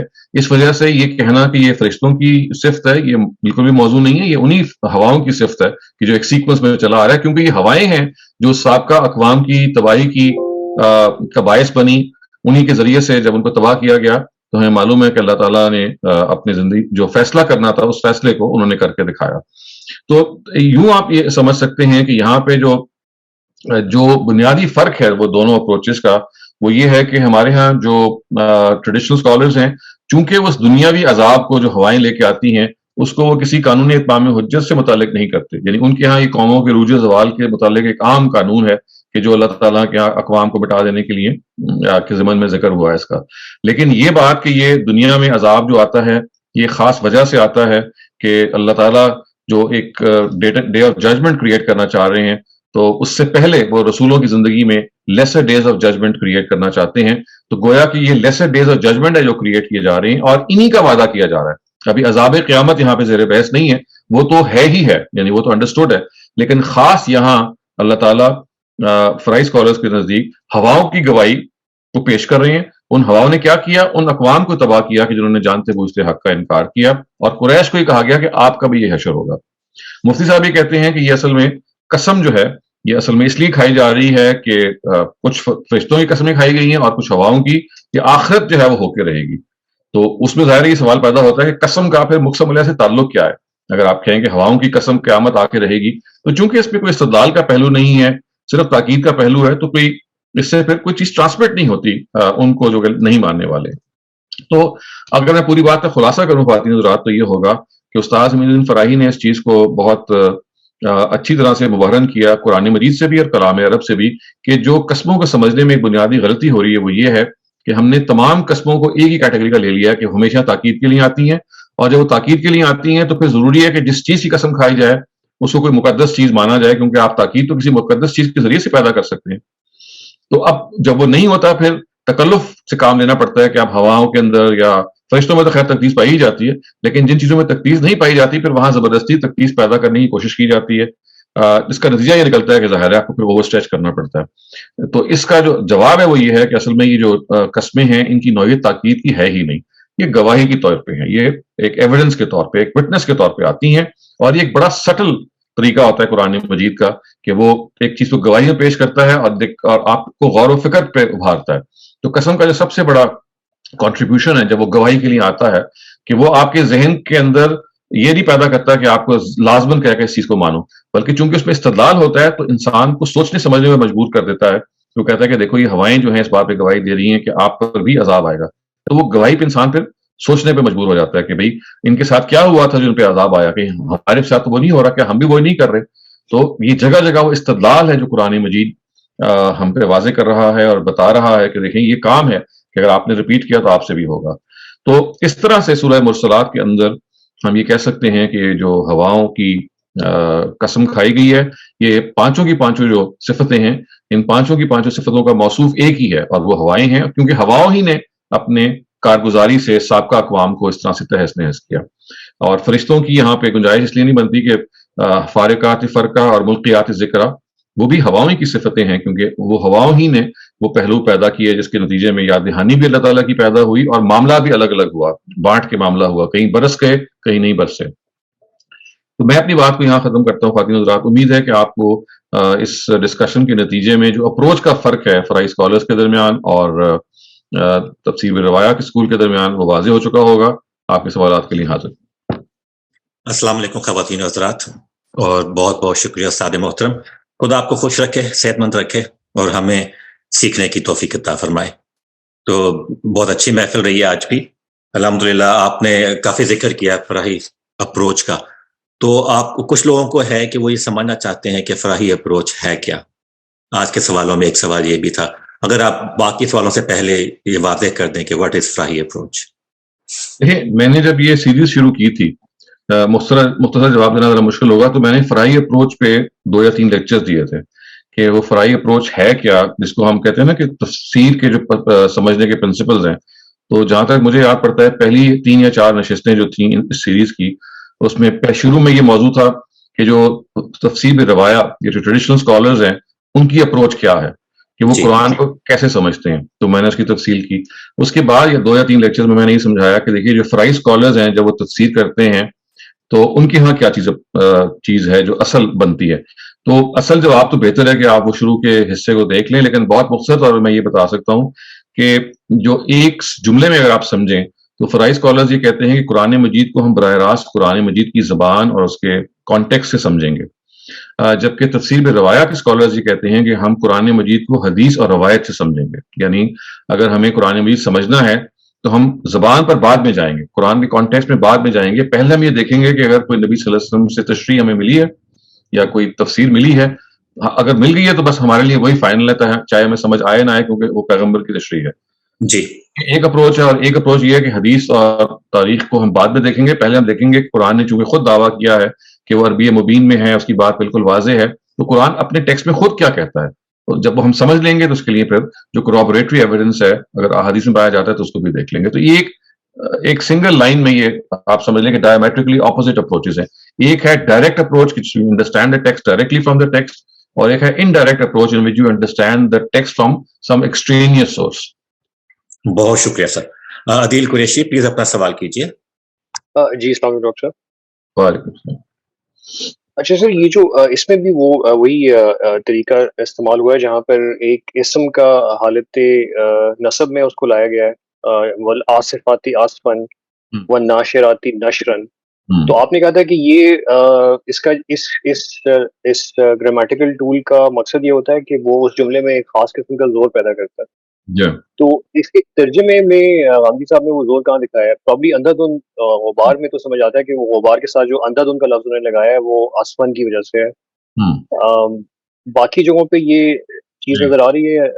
نہیں، وہ میں تھوڑا سا آپ کو ایکسپلین کر دوں کہ ہر جگہ وہ تاکید نہیں ہوتی. وہ جس جگہ آپ نے سوال کیا تھا وہاں پہ جیسے اذا زلزلت الارض زلزالہا، وہاں یا اس طرح کی جب مصدر آ رہے ہوتے ہیں تو وہاں تاکید ہوتی ہے، ورنہ بعض دفعہ محض مفعول بھی آ جاتے ہیں. جیسے آپ دیکھیں نا فالملقیات ذکرہ، یہاں پہ ذکرہ ملکیات کا مفعول ہے کہ وہ جو ڈالتے ہیں یاد دہانی، یہاں پہ کوئی تاکید نہیں ہے. تو ہر جگہ تاکید نہیں ہوتی. بعض جگہ علت بھی بیان ہو رہی ہوتی ہے، اس کو مفعول لہو کہتے ہیں. بعض جگہ پہ حال بیان ہو رہا ہوتا ہے، اس کا مطلب ہے ایک چیز کی صرف حالت بیان کی جا رہی ہوتی، وہ بھی ایسی نسب سے یعنی زبروں سے بیان کیا جاتا ہے. لیکن وہ جو جہاں آپ نے سوال کیا تھا کہ جب مصدر اس طرح سے آتا ہے پیچھے کو بیان کرنے کے لیے، تو وہ اس کو ہم کہتے ہیں مفعول مطلق، وہ تاکید کے لیے آتا ہے. تو یہ اب الگ الگ اس کا موقع ہے. یہاں جیسے آپ نے دیکھا کہ ہر جگہ پہ تاکید نہیں ہے، بعض جگہوں پہ جیسے کہ سادہ مفعول بھی ہے. سادہ مفعول کا مطلب ہے فعل اپنے مفعول پر ایکٹ کر رہا ہے، ورب اپنے مفعول پہ ایکٹ کر رہا ہے. ملقیات جو ہے یہ اسم فاعل ہے. اسم فاعل کے اندر ایک فعلیت پائی جاتی ہے، ایک چیز کا ہونا پایا جاتا ہے. ڈالنے والیاں ہیں کس چیز کو؟ یاد دہانی کو. تو یہ سادہ فعل اور مفعول کا جو تعلق ہے وہاں یہاں ہوتا ہے. تو یہ it's not a blanket statement کہ ہر جگہ جب وہ آئے گا تو تاکید کے لیے آئے گا. اس کے خاص مطلب سمجھ لیجئے کہ مواقع ہوتے ہیں. Right sir. اور سر اسی سے ریلیٹڈ یہ جو ملکیات اور مرسلات ہے، یہ خود بھی تو ایک وہ ہے، ظاہر لگ رہا ہے کہ مفعول ہے یا یہ خود فاعل ہے؟ یہ تو اسم فاعل ہے نا، ڈالنے والیاں جن کو ڈالا گیا وہ اس میں مفعول ہے. مرسلات اس کا موصوف حذف ہے. مرسلات اسم مفعول ہے، لیکن ملکیات ہے ڈالنے والیاں ہیں. مرسلات کا مطلب ہے جو چھوڑی گئیں. تو جو چھوڑی گئیں وہ کون ہے؟ وہ ہوائیں ہیں. تو الریاح المرسلات، ان کو چھوڑنے والا جو ہے وہ فاعل نہیں ہوگا اور چھوڑی گئی مفعول ہوں گے؟ نہیں دیکھیں وہ تو جو چھوڑنے والا تو اس کا تذکرہ نہیں ہے نا، اسی لیے ہم یہ کہتے ہیں کہ جب یہ مفعول اس طرح سے آ رہا ہوتا ہے تو یہ پیسو طریقے سے آتا ہے، مجہول اس کو ہم کہتے ہیں. تو چھوڑنے والیاں کا مطلب یہ ہے کہ جن کو خدا نے ان کو چھوڑا. تو جب آپ اس کو ایکٹیو میں بدلیں گے تو یہ ہوگا مرسلات، یعنی اللہ ان کو چھوڑنے والا ہے. یعنی مرسل کون ہے؟ وہ اللہ ہے. جس چیز کو چھوڑا جائے گا وہ ہوائیں ہیں. تو مرسل ہے اللہ، مرسل ہے وہ چیز جو چھوڑی گئی ہے. تو یہ تو ایک چیز الگ ہو جائے گی نا. تو یہاں ہے والمرسلات کی وہ چیز جو چھوڑی گئی ہیں. تو جب آپ اس طرح مجہول میں ذکر کر رہے ہوتے ہیں تو آپ فائل کو ختم کر دیتے ہیں. یعنی یہی اس کو ہم کہتے ہیں کہ ایکٹیو وائس اور پیسو وائس. جب ایک چیز کو پیسو وائس میں لے جاتے ہیں نا، وہ کیا گیا، تو وہاں پہ فائل کا ذکر ختم کر دیا جاتا ہے، اس لیے کہ وہ امپورٹنٹ نہیں ہوتا. وہاں مقصد فائل کو پرومیننٹ کرنا نہیں ہوتا، وہاں اس ایکشن کو پرومیننٹ کرنا مقصود ہوتا ہے. بہت شکریہ. अगला सवाल है आसिफ गुमरा साहब का। आसिफ साहब प्लीज अपना सवाल कीजिए। जी अस्सलाम वालेकुम। जी, माशाल्लाह वेरी गुड डॉक्टर साहब। मैं खुद अरबिक ग्रामर का स्टूडेंट हूँ और काफ़ी एडवांस लेवल में हम पढ़ते हैं। तो जितने भी ग्रामरियन जो हैं वो जब भी कसम आती है उसको ज़्यादातर एम्फेसिस के ताकीद के माने में ही लेते हैं। और जहाँ फा जो आ रहा है वो तो जवाब जो भी मतलब पॉजिटिव स्टेटमेंट के साथ जवाबुल कसम के साथ फा आना ये आता है, ठीक है ना? तो क्या यही अप्रोच फ्राई स्कूल की भी है कि मतलब क्योंकि ज्यादातर जितनी भी हमने ग्रामर पढ़ी एडवांस लेवल की उसमें ज्यादातर तौकीद ही का माने में आता है। आई मीन मफूल मुतलक तो एक दूसरी तरीके की एम्फेसिस है जिसके अंदर जिस तरह के जो वर्ड आया वो वर्ब आया उसी के मुतालिक वही आ जाता है ना कलाम तकलीमा के तरह, राइट? जैसे मूसा के मुतालिक। तो is it the same approach that सिवाय गवाही के अलावा? नहीं, वो ज़ाहिर है जो फंडामेंटल फर्क है वो गवाही का ही पहलू है कि उस्ताद हमीदुद्दीन फराई ने बताया कि देखिए आपने कलाम अरब में और खुद कुरान मजीद में ये भूल गए कि वाव जो है वो गवाही के लिए भी आ जाता है, हर जगह ताकीद के लिए नहीं आता। गोया कसम का ये दूसरा पहलू है जिन्होंने नुमाया किया। और ये जो फे वाली बात है ये तो असल में ये बात है कि जब वाव के बाद फे इस तरह से आती है तो वहां आप मौसूफ को चेंज नहीं कर सकते। जी जी ये है। बिल्कुल। वाव जब आ गई है मुरसलात ऐसी हवाओं के लिए कि जो तबाही पैदा करती हैं, तो अब जो उसके बाद जो फेस से जो सिफ्त आएगी वो लाजमन पहली कैटेगरी की होगी। Related to that. उसके बाद जब दोबारा वाव आएगी तो अब नई कैटेगरी शुरू हो सकती है। वाव starts with a new category and the फे after wow actually is I mean it's a sequel to that कि उसके बाद चीज को बता रही है। That I understand. या ओके ओके सर। गवाही को ज्यादा एम्फसाइज किया गया है जो ट्रेडिशनल स्कॉलर्स सिर्फ उसको ताकीद के माने में लेते हैं, ये गवाही के माने में। I understand. जी, मैं ये भी अर्ज करूंगा कि वो उस्ताद की जो किताब है चूंकि उर्दू में और अंग्रेजी में भी तर्जुमा हुई हुई है अक़सामुल कुरान, मैंने तो बहुत ही ब्रीफली आपको बताया लेकिन उन्होंने बहुत तफसील से कलाम अरब से यानी क्लासिकल अरबिक लिटरेचर से भी और जगहों से भी मिसालें दी हैं कि देखिए कितना कॉमन उसलूब है लेकिन मिस आउट हो गया। इंशाल्लाह I will try to read that, इंशाल्लाह पढ़ने की कोशिश। जज़ाकल्लाह। बहुत शुक्रिया उस्ताद मोहतरम। सर कुछ लोगों की एक ख्वाहिश भी है कि अगर आप ये आयात 7 पे हमें दिखाते रहें स्क्रीन शेयर, तो आपकी पिक्चर भी स्लाइड पे आ जाएगी, तो वो भी एक तजवीज उन्होंने दी है। अगला सवाल है तारिक जावेद साहब का। तारिक साहब अपना सवाल कीजिए प्लीज। जी अस्सलाम वालेकुम डॉक्टर साहब। डॉक्टर साहब आपने मुझे जो समरी समझ आई है कि 3 डिफरेंस ऑफ ओपिनियन इस एक सूरह में जाहिर किए हैं। एक तो वाव का है कि वो ताकीद के लिए भी आ सकता है और एविडेंस के लिए भी आ सकता है जी। दूसरा आपने हवाओं का जिक्र किया है कि सारी सिफात जो हैं वो हवाओं की ही कंसिडर की जानी चाहिए, फरिश्तों की कंसिडर नहीं की जा सकती फ्राई स्कूल ऑफ थॉट के मुताबिक। और तीसरी ये है कि आप हवाओं की एक जो सिफ्त बयान कर रहे हैं कि हवाएं अजाब के तौर पे भी आ जाती हैं और मतलब अच्छे मकसद के लिए भी आ सकती हैं। तो उसमें ये जो चीज आती है कि ये अजाब के तौर पे जो आती हैं ये सिर्फ रसूलों के साथ है और ये उसके बाद नहीं हो सकता। तो जैसे हम आज देख रहे हैं पाकिस्तान में सूरत हाल है कि फ्लड्स काफी इतने ज्यादा सीवियर आए हैं कि शायद कम ही आए हों, तो एक शुरू हो जाता है जनाब कि ये तो अल्लाह का अजाब आ गया, अल्लाह का अजाब आ गया। तो अगर हम फ्राई स्कूल ऑफ थॉट को सामने रखें तो इसको हम क्या समझें कि ये एक बिल्कुल एक फिजिकल फिनोमेना है जो होता रहता है मुख्तलिफ इलाकों में, या इसको अल्लाह ताला की वार्निंग समझें या इसको अल्लाह का अजाब समझें? देखिए, इसको अल्लाह का अजाब तो हम किसी तरह से भी समझ नहीं सकते क्योंकि अजाब तो तब आता है कि जब अल्लाह ताला कहते हैं मैंने रसूल को मबूस किया हो, रसूल जो है वो हक को वाज़े करता है, कौम जानते पूछते इनकार करती है, फिर अल्लाह ताला उस पर अजाब भेजते हैं। अजाब का तो ये कानून है। ये जो इसके अलावा हमारे रसूलों के अलावा रसूलों की जिंदगियों के अलावा जो जैसे हमारे आजकल के मामलात हैं, इसमें जो ये जो फिजिकल फिनोमेना इस तरह से आ रहे होते हैं, ये बाज़ दफ़ा मिसमैनेजमेंट की वजह बनते हैं की वजह से आ रहे होते हैं, और बाज़ दफ़ा मिसमैनेजमेंट अगर नहीं भी हो तो जो नेचुरल फिनोमेना है उसकी वजह से आ रहे होते हैं, लेकिन उनका मकसद ही होता है कि वो अल्लाह ताला की तरफ से एक आजमाइश बन जाती है। तो वहां अजाब नहीं है बल्कि आजमाइश है। अजाब तो हमेशा रसूलों से मुतल्लिक ही होगा क्योंकि वहां अल्लाह ताला ये कहते हैं कि मा कुन्ना मुअज़्ज़िबीना हत्ता नबअसा रसूला, कि हम अजाब उसी वक्त देते हैं कि जब रसूल के जरिए से हक वाज़े हो जाता है। आज तो ये मामला ऐसा नहीं है। इस वजह से आज अगर जो फ्लड्स आ रही हैं तो देखिए उसमें बेवकूफियां हमारी भी हो सकती हैं कि आपने प्रॉपर इसका इंतजाम नहीं किया। अच्छा, ऐसा भी हो सकता है कि हमने पूरा इंतजाम किया हो लेकिन अल्लाह ताला की तरफ से क्लाइमेट चेंज ऐसा आया कि हम we are not able to go through the, उस दर्जे में हमारी डिजास्टर मैनेजमेंट स्किल्स डेवलप नहीं हुई, तो ये फिर आजमाइश का बायस बनती है। जैसे अर्थक्वेक्स हैं, अब वहां अर्थक्वेक तो जाहिर है कि ऐसा नहीं है ना कि जो हमारी मिसमैनेजमेंट का बायस की वजह से आया हो। अर्थक्वेक्स तो जो नेचुरल टेक्टोनिक फोर्सेस आपके अर्थ की जो प्लेट्स हैं वो जब हिलती हैं तो उसकी वजह से आता है, तो वो एक जमीन का अपना एक इंटरनल फिजिकल मामला है।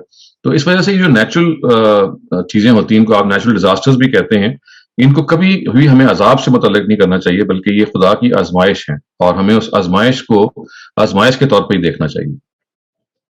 अच्छा, एक ये भी कुछ स्कूल ऑफ थॉट मानता है कि आजमाइश भी कहा जा सकता है, लेकिन इसको वार्निंग भी क्लासिफाई करते हैं कई लोग कि अल्लाह ताला आजमाइश तो वार्निंग ही होती है ना एक लिहाज से। वार्निंग का मतलब जब आप कह रहे होते हैं तो वो उसमें आप असल में आजमाइश की किस्म को मुतय्यन कर देते हैं। आजमाइश की बहुत सारी किस्में होती हैं। आजमाइश की किस्म एक ये भी होती है कि अल्लाह ताला आपको मुश्किलात से गुजार के स्ट्रॉन्ग करना चाह रहे हैं। आजमाइश की एक किस्म ये भी होती है कि अल्लाह ताला आपको अपने से करीब करना चाह रहे हैं, और आजमाइश की एक किस्म ये भी होती है कि वो आपको वार्न करना चाह रहे हैं। तो आजमाइश की मुख्तलिफ नौयतें होती हैं, उनमें से एक वार्निंग की भी होती है।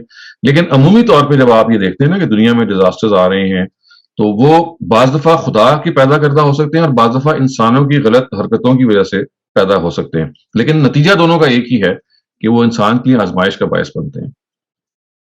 जी, इसमें तो ज़ाहिर है, मेरा ख़्याल है कि जो मेरा तो रुझान ये बन रहा है कि इसमें काफ़ी बड़ा फैक्टर मिसमैनेजमेंट का है हमारे पार्ट पे। तो लेकिन ये एक थोड़ी-सी कन्फ्यूजन बनती है कि जनरली इस किस्म का फ्लड आता है, पहले भी आया है, ज़लज़ला भी आता है, तो ये बेचारे गरीब और एक पुअर लोग और क्या कहना चाहिए बेबस लोग, वो इसका ज़्यादा शिकार हो जाते हैं। वो फिर एक अल्लाह ताला से शिकायत बनती है उनकी कि भई जो लोग इतना करप्ट मनी खा-खा के वेल्दी हो गए हैं और उनको तो कुछ नहीं अल्लाह ताला इस दुनिया में आज़माइश में डाल रहा है, ये वार्निंग दे रहा है। ये जो गिला है ना, ये तब पैदा होता है कि जब इंसान ये समझता है कि जो कुछ उसको साथ हो रहा है ना, वो सजा या जजा के तौर पे हो रहा है। ये यहाँ गिला बनता है जब आप उनको ये बताएंगे कि सजा और जजा के तौर पे नहीं हो रहा, बल्कि गुर्बत और इमारत यानी गरीब होना और अमीर होना, ये दोनों अल्लाह ताला की आजमाइशें हैं। जैसे गरीब होना अल्लाह की आजमाइश है, वैसे अगर आप ये जो पैसे वाले हैं उनको भी बताया जाए कि ये जो पैसे हैं ये बहुत बड़ी आजमाइश है आपके लिए। ये मसलन देखिए, जैसे नबी सल्लल्लाहु अलैहि वसल्लम ने भी एक जगह फरमाया कि ये जो गुर्बत की आजमाइश है, ये अमीर होने की आजमाइश से ज्यादा आसान है, क्योंकि गुर्बत में आप खुदा को ना भूलने का इम्कान कम होता है, और जब आप अमीर हो जाते हैं तो आप खुदा से दूर होने का इम्कान ज्यादा होता है।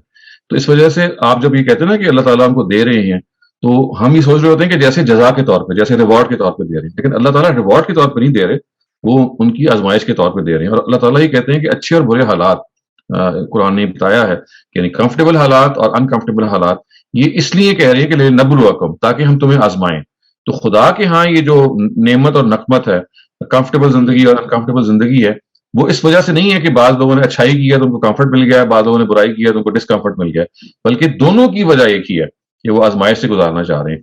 यानी अमीर होना भी एक आजमाइश है, गरीब होना भी आजमाइश है, बस आजमाइश की ये दो किस्में हैं।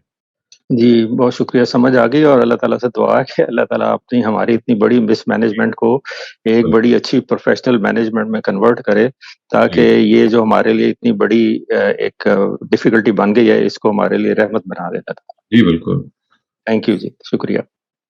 बहुत शुक्रिया सर, आपने तो बहुत ही खूबसूरती से वाज़ेह कर दिया सजा और जजा का। और अगला सवाल है गौसिया खान साहिबा का। गौसिया, प्लीज अपना सवाल कीजिए।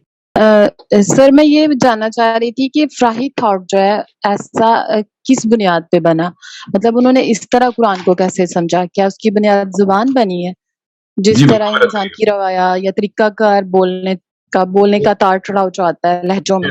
उसमें खुद कुरान ने कहा है ना कि तो अरबी मुबीन में नाजिल हुआ है, क्लियर अरबिक में नाजिल हुआ है। तो कुरान ने सारा स्ट्रेस ही लैंग्वेज पे किया है। कुरान ने ये नहीं कहा कि इसको हमने नाजिल किया और ये मोहताज है किसी और की तशरीह के फिर आपको समझ में आए।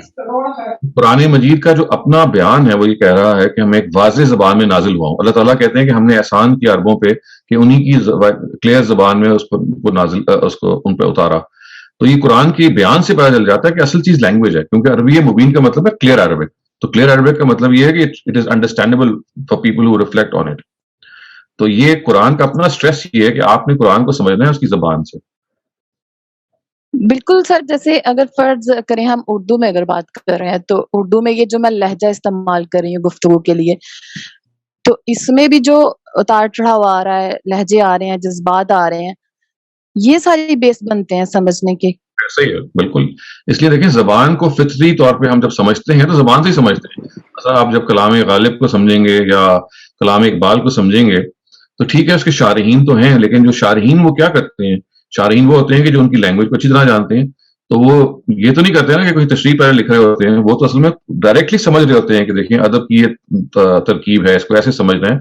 تو قرآن چونکہ ایک ادبی زبان میں نازل ہوا ہے، اس وجہ سے استاد میر الدین فرائی نے اس چیز کو بہت نمایاں کیا کہ نہ صرف یہ کہ آپ کو عربی زبان کے بارے میں اللہ تعالیٰ کا دعویٰ یہ ہے کہ قرآن عربی زبان میں ہے، بلکہ یہ لٹری عربک میں ہے، یہ ادبی عربی میں ہے، اور یہ ایک لٹری ماسٹر پیس ہے. اس وجہ سے محض جو عربی جاننے والے ہیں وہ اس کو اپریشیٹ نہیں کریں گے، بلکہ جو اعلیٰ عربی جاننے والے ہیں، جو ادبی عربی جاننے والے ہیں، جو لٹری اپریسیشن رکھنے والے ہیں، وہ اس کو سمجھیں گے. تو یہ ایک مزید کوالیفیکیشن ہے، not just language but the literary appreciation of language. ٹھیک ہے سر.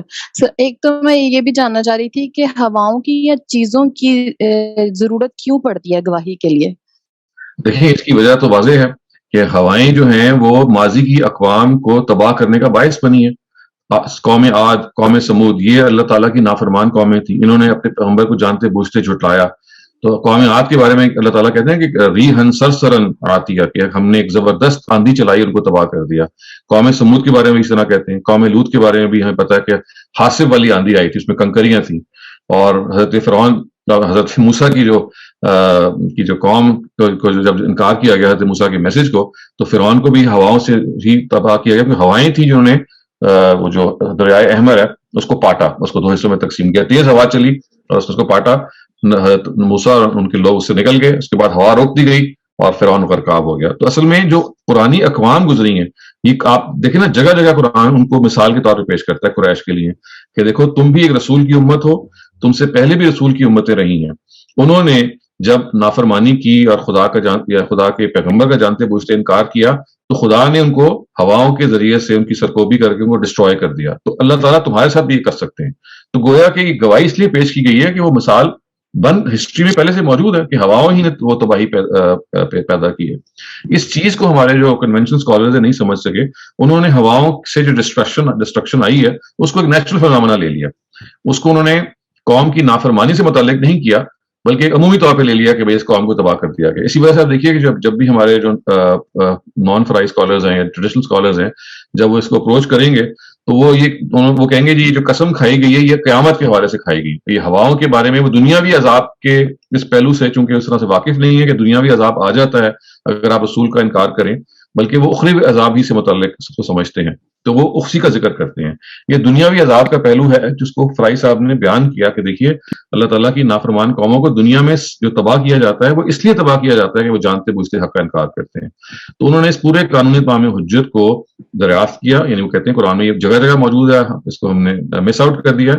اور جب آپ اس کو پڑھیں گے تو اس سے اندازہ ہوگا کہ اس میں جو تباہی آئی ہے پچھلے اقوام کے اندر وہ اس میں زیادہ کردار ہواؤں کا ہے. چنانچہ آپ دیکھیے سورہ زاریات، یہ اس میں بھی ہواؤں کا ذکر ہے. سورہ مرسلات، یہ جب آج ہم پڑھ رہے ہیں، یہ بھی ہواؤں کا ذکر ہے. پھر سورہ نازعات، یہ ہم اس سے پہلے پڑھ چکے ہیں، ان میں بھی ہواؤں کا ذکر ہے. اور اس کو اگر آپ چھوڑ دیں تو اس کے علاوہ آپ اگر قرآن کی عام صورتیں پڑھیں گے، آپ سورہ قمر کو پڑھ لیجئے، تو وہاں پہ قسم کے اسلوب میں نہیں بلکہ عام اسلوب میں ذکر ہوا ہے کہ دیکھو عاد کی طرف ہم نے حضرت صالح کو بھیجا، انہوں نے جب اس کو ان کی نافرمانی کی تو ہم نے ایک باد تند بھیج کے، ایک سٹارم بھیج کے ان کو تباہ کر دیا.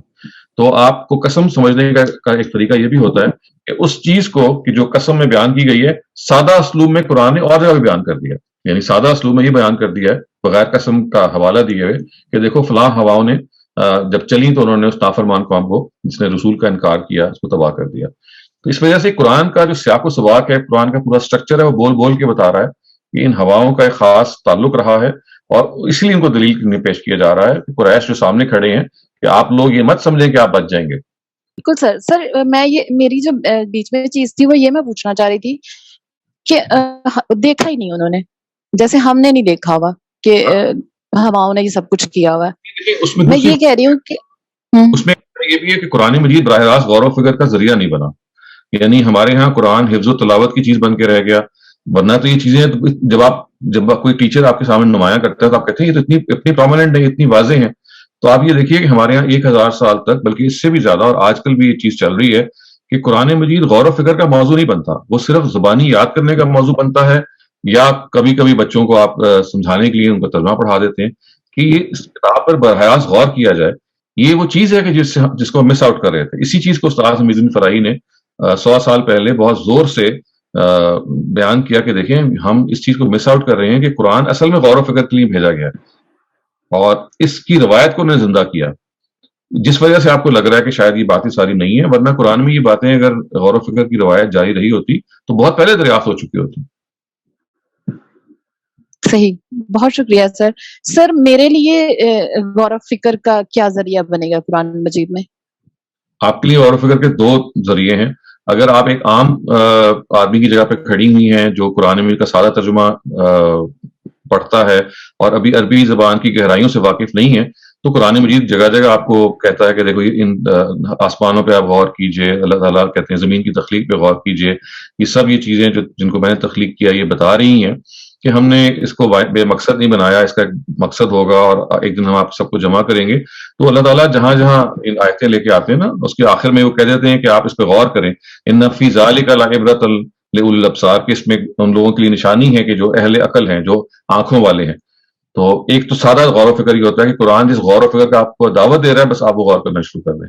ایک غور و فکر وہ ہوتا ہے پھر کہ جو آپ کو بہت گہری زبان اور اچھی عربی زبان سے واقف ہو جاتے ہیں، تو پھر مثلا جیسے یہ مسئلہ پیدا ہو گیا کہ یہ کیسے پتہ لگا کہ پہلی 3 صفتیں جو ہیں وہ، یعنی جیسے فرائی اسکالرز کہیں گے نہیں یہ تو زبان کی روح سے 5 صفتیں جو ہیں یہ ہواؤں سے متعلق ہیں، اور جو ٹریڈیشنل اسکالرز ہیں وہ کہیں گے نہیں جی 3 ہواؤں سے متعلق ہیں اور 2 فرشتوں سے متعلق ہیں. اب یہ باریکی ہے. اس باریکی میں لنگوسٹکس میں ہم جائیں گے تو بتائیں گے کہ دیکھیے کہ ملکیات کا جو ورڈ ہے، فارقات کا جو ورڈ ہے، یہ فرشتوں کے لیے موضوع نہیں ہے. تو اب یہ فنیس کے لیے سمجھ لیجئے یا ایک چیز کو ایڈوانس طریقے سے سمجھنے کے لیے ضروری ہے. تو اب یہاں ایک سادہ آدمی کو تو آپ یہ نہیں کہہ سکیں گے جی کہ آپ کو سمجھائیں کہ فرشتوں اور ہواؤں میں کیسے تفریق پیدا کی گئی ہے، لیکن اگر آپ کو اعلیٰ عربی آتی ہوگی تو آپ کو بتایا جا سکتا ہے کہ دیکھیے یہاں پہ فرشتوں کے لیے ورڈ فارقات کا آنا موضوع نہیں ہے. تو یہ وہ ایڈوانسڈ لیول آف ڈیلیبریشن ہے. تو ایک کامن لیول آف ڈیلیبریشن ہے جو سادہ مفہوم سے آپ کر سکتے ہیں، اور ایک ایڈوانس لیول وہ ہے کہ جو لینگویج کی کنسٹرکشن کے نتیجے میں اس کی جو باریکیاں ہیں اس کے ذریعے سے آپ کرتے ہیں. ٹھیک ہے سر. جو سادہ لینگویج سے سیکھ رہے ہیں، جیسے میں اگر غور و فکر نارملی بس عام کر رہی ہوں، تو اس بنیاد پہ میری کیا ذمہ داری ہے کہ میں اپنے جو دائرہ اختیار میں ہے اس پہ کیا کر سکتی ہوں؟ آپ کی ذمہ داری ہے کہ اس غور و فکر کا ایک نتیجہ نکلے گا نا. وہ غور و فکر برائے غور و فکر تو نہیں ہے. اس غور و فکر کے جو نتیجہ نکلے گا اس کو آپ مانیں اور اس کو فالو کریں. وہ غور و فکر کا نتیجہ کیا نکلتا ہے کہ مجھے اللہ تعالیٰ کے آگے جواب دہی سے رہنا ہے، تو ظاہر ہے پھر آپ کو جواب دہی کے طور پہ زندگی گزارنی ہے. تو ہر غور و فکر کا ایک نتیجہ ہے. ایک غور و فکر آپ کو کہے گا کہ کائنات کو اللہ تعالیٰ نے عبث نہیں بنایا، اس کائنات کا خالق ہے. یہ کائنات کو شتر بے مہار نہیں ہے کہ اپنی طرف سے خود چل رہی ہے. تو اسی طرح سے غور و فکر کے مختلف نتائج ہیں. تو جو نتیجہ نکلتا ہے اس کو ایکسیپٹ کر کے اس کو مانیں، اس کو فالو کریں. مثال کے طور پر اگر مجھے لگتا ہے، بس یہ لاسٹ میں جاننا چاہتی ہوں، مثال کے طور پہ اگر مجھے لگتا ہے کہ اس غور و فکر کی بنیاد پہ جو میرے ساتھ ہیں یا دوست ہیں، احباب ہیں، جو جن تک میں بات پہنچا سکتی ہوں، تو جتنا میں نے غور کیا ہے مجھے یہ لگتا ہے کہ مجھے وہ پہنچانا چاہیے، تو کیا یہ میرے رائٹس بنیں گے؟ نہیں، وہی آپ کے تب بنیں گے کہ آپ جن کو پہنچانا چاہ رہی ہیں وہ آپ کی بات کو سمجھنے کے لیے آمادہ ہیں، اور آپ کا بھی یہ خیال ہے کہ موقع ہے کہ آپ ان کو سمجھا دیں. یہ تو حکمت کی بات ہے نا. حکمت یہ ہوتی ہے کہ آپ دیکھیں، پک اینڈ چوز کریں کہ آپ کا آڈینس ہے وہ استدلال کی بنیاد پہ کسی بات کو سمجھنے پہ آمادہ ہے، یا بس اس کو ایک چیز جو جذبات میں بتا دی گئی ہے اپنے ماضی میں اسی میں پھنسا ہوا ہے. اس کا تعلق آپ کی ذمہ داری سے زیادہ اس چیز پر ہے کہ جو آپ کے مخاطبین ہیں، اگر آپ جیسے قرآن کہتے ہیں نا ذکر ان نفعات الذکر، آپ یاد دہانی ان کو کرائیں جن کا یاد دہانی کرانا فائدہ مند ہو. ہر ایک کو بٹھا کے آپ سبق نہیں سنا سکتے. جن کے بارے میں آپ کو اطمینان ہے کہ بھئی ان سے ڈسکشن کی جا سکتی ہے، ان سے استدلال کی بنیاد پہ بات کو بڑھایا جا سکتا ہے، ان سے ضرور بات کیجیے. اگلا سوال ہے اکرم بھٹی صاحب کا. اکرم صاحب پلیز اپنا سوال کیجیے. السلام علیکم سر. جی وعلیکم السلام. سر کیسے ہیں؟ خیریت سے ہیں؟ الحمدللہ. جی جو ابھی آپ ذکر کر رہے ہیں اور بہت دفعہ قرآن پاک میں آیا ہے کہ ہم بستیوں کو اللہ تعالیٰ اس وقت فنا کرتا ہے یا عذاب لاتا ہے جب وہ انہیں موجود نبی کی یا رسول کی وہ تکذیب کرتی رسول کی بات. جی. تو لیکن ایک وہ मैं अलग से टॉपिक से नहीं होना चाह रहा, लेकिन अपने समझने के लिए सूरह इसरा की आयत नंबर 58 में अल्लाह ताला कहता है कि हम क़यामत से यौम क़यामत से पहले हर कौम को तबाह कर देंगे या उसे अजाब दे देंगे। तो और ये लिखा जा चुका है, वो कहना पढ़ता हूँ इमन करियत, तो वो जो है वहां पर कुछ समझ में बात नहीं आती कि आजकल पे तो अप्लाई नहीं होती ना। वो लोग बहस करते हैं जी ये क़यामत से पहले हर बस्ती दबा दे, तो क़यामत तो अल्लाह ताला कहता है कि आप चलते फिरते होंगे तो एकदम से क़यामत आ जाएगी, बख्शा का लफ्ज़ है उसका। तो ये एक जो आप ये अभी समझा रहे थे या इससे पहले जो जैसे बहुत से नबियों का जिक्र है, तो ये कहाँ कैसे ये सही नहीं समझ लगी इस आया की जो है ये बनी इसरा में मेरे ख्याल में मैंने एक दफा पहले भी एक्सप्लेन किया था कि वो आयत दो बातें बता रही है। वो आयत ये बता रही है कि अल्लाह ताला जब रसूलों को भेजते हैं तो उन रसूलों के जरिए से इत्माम हुज्जत के बाद जो उन रसूलों का जानते बूझते इनकार करती हैं उनको तो अजाब देके तबाह कर देते हैं, जैसे जो आयत का पहला हिस्सा है मिन करियतिन इल्ला मुहलिकुहा वाली का। और दूसरा हिस्सा वो है जो आम कौमों की जो अरूज व ज़वाल से मुतल्लिक है कि कौमें हैं जो पैदा होती हैं वो अपना किरदार अदा करती हैं और दुनिया के स्टेज से रुखसत हो जाती हैं, और हर कौम ने अपना किरदार अदा करना है और रुखसत होना है। यहाँ जो कौम का वर्ड है उससे ये नहीं होना चाहिए कौम पाकिस्तान है, कौम हिंदुस्तान, ये कौम यहाँ ये कौम मुराद नहीं है, बल्कि दुनिया में जो अक़वाम है उस पर अगर आप निगाह डालेंगे तो जैसे मैंने पहले भी एक्सप्लेन किया है कि बुनियादी तौर पे हजरत नूह से जब इंसान की दोबारा नस्ल चली है तूफान के बाद, तो उनके एक बेटे तो फौत हो गए थे, उसी तूफान में तबाह हो गए थे, 3 बेटों से चली है, साम, हाम और याफिस। तो असल में ये इनकी तरफ इशारा है कि अल्लाह ताला ये 3 अक़वाम हैं जो बारी बारी स्टेज पे आएंगी अक़वाम आलम के, और इनको तबाह कर दिया जाएगा अपने अरूज के बाद। जब वो एक खास जगह पे पहुंचेंगी फिर उनकी खात्मा हो जाएगा। तो वो जो पहला कानून है वो तो रसूल से मुतल्लिक है। ये जो कानून है अमूमी कानून है, इसका ताल्लुक रसूल से नहीं है, बल्कि ये है कि एक कौम को मौका दिया, उसको अरूज आया, और अगर आप हिस्ट्री में पढ़ेंगे तो सबसे पहले सामी जो है, सामी नस्ल जिसमें हजरत इब्राहीम है, जिनको हम सेमाइट्स कहते हैं, उनको अरूज मिला और आहिस्ता आहिस्ता वो खत्म हो गया। उसके बाद जो हामी नस्ल है उनको अरूज मिला और वो खत्म कर दिया गया। अब पिछले 1000 साल से कुछ कम आप कह लें 400-500 साल से आहिस्ता आहिस्ता जो जर्द नस्लें हैं जिनको आप येलो रेसिस कहते हैं, जो चाइनीज और मंगोल्स हैं, ये याफिस जो हजरत नूह के तीसरे बेटे हैं, ये इनकी औलाद हैं। तो ये असल में इशारा इन अक़वाम की तरफ है। हजरत नूह के 3 बेटों से जो 3 अक़वाम पैदा हुई हैं, इनकी साइकिल की तरफ इशारा है कि बारी बारी ये स्टेज पे आएंगी और अपना काम खत्म कर देंगी। तो ये जो आयत है सूरह बनी इसराइल की जो आपने पढ़ी, ये असल में दोनों चीजों की तरफ इशारा कर रही है। पहले ये मुअज़्ज़ब कौमों की तरफ कि जिन पर रसूल भेजे गए, जिन्होंने इनकार किया तो उन पे अजाब आया, और दूसरा एक जनरल कानून की तरफ इशारा कर रही है जो कौमों के अरूज ज़वाल का ताल्लुक है। जैसे नूह के बाद जो 3 बड़ी अक़वाम हैं उन्होंने अपना अरूज देखा, दुनिया के स्टेज पे रही और उनको खत्म कर दिया गया। तो ये असल में अल्लाह ताला बता रहे हैं कि हमने इस किताब में लिख दिया है कि ये जो अरूज ज़वाल का कानून है और अजाब का कानून है, इससे हर कौम ने गुजरना है। तो कौम के वर्ड से कोई कंफ्यूजन नहीं होनी चाहिए कि जिससे कोई मुराद छोटी छोटी कौमें हैं, ये असल में वो हजरत नूह के पहलू से अक़वाम मुराद है। मैं कह रहा हूँ कि आजकल जो कौमें हैं, आजकल तो एक ही है, आजकल इस वक्त याफिस की जो कौम है, तो ये क़यामत से पहले तो खत्म नहीं होगी ना? नहीं, ये खत्म हो जाएगी ना, ऐसा ही लगता है। तो क़यामत के दिन तो जो फिर जब खत्म सारी कौमें पहले ही हो जाएंगी, तो क़यामत क्या होना? नहीं, उसके नतीजे में क़यामत आ जाएगी। 2 तो हो गई है ना, उनका ज़वाल आ गया, सामियों का, हामियों का। अब याफिस जो याजूज और माजूज जिनकी औलाद हैं, उनके बारे में कुरान कहता है कि क़यामत से पहले, क़यामत की जो निशानी कुरान मेंशन करता है वो तो यही है कि क़यामत से फौरन पहले ये दुनिया के बड़े हिस्से पे कब्जा करके उस पोजीशन में आ जाएंगे कि गालिब हो जाएंगे। लेकिन याजूज और माजूज का जब ये गलबा जारी होगा तो इसी दौरान, यानी जब ये खास उरूज पे पहुंचेगा तो अल्लाह ताला इनको भी खत्म कर देंगे और क़यामत का ज़ल्ज़ला आ जाएगा। तो क़यामत असल में इनके इख्तिताम से या इनकी तबाही से पैदा होगी, यानी वो ज़ल्ज़ला आएगा, इनको तबाह कर देगा और फिर क़यामत बर्पा हो जाएगी। तो इस तरह से आप देखेंगे तीनों जो कौमें थी, साम और हाम और याफिस की, उनको मौका मिल गया। पहली 2 अक़वाम हैं वो अपनी नेचुरल डेथ से खत्म हुई, जैसे कौमों का अरूज ज़वाल है। ये जो याफिस की कौम है, जो तीसरी है जिससे हम अब गुजर रहे हैं, इसके बारे में ये मालूम होता है कि इसका खात्मा ऐसा नहीं होगा, बल्कि खात्मा ऐसा ही होगा कि इधर क़यामत आई और उस क़यामत के आने के नतीजे में उनका खात्मा हो गया। और क़यामत के बारे में आपने ये बात भी ठीक कही कि वो बग़्ततन है, वो अचानक आएगी। इसी वजह से ये जो याजूज और माजूज का जो साइन है, ये कुर्बे क़यामत की निशानी है, ना कि क़यामत की निशानी, क्योंकि क़यामत के बारे में तो हमें किसी वक्त हम नहीं कह सकते कि अब आ रही है, ज्यादा हम ये कह सकते हैं अब ये करीब है।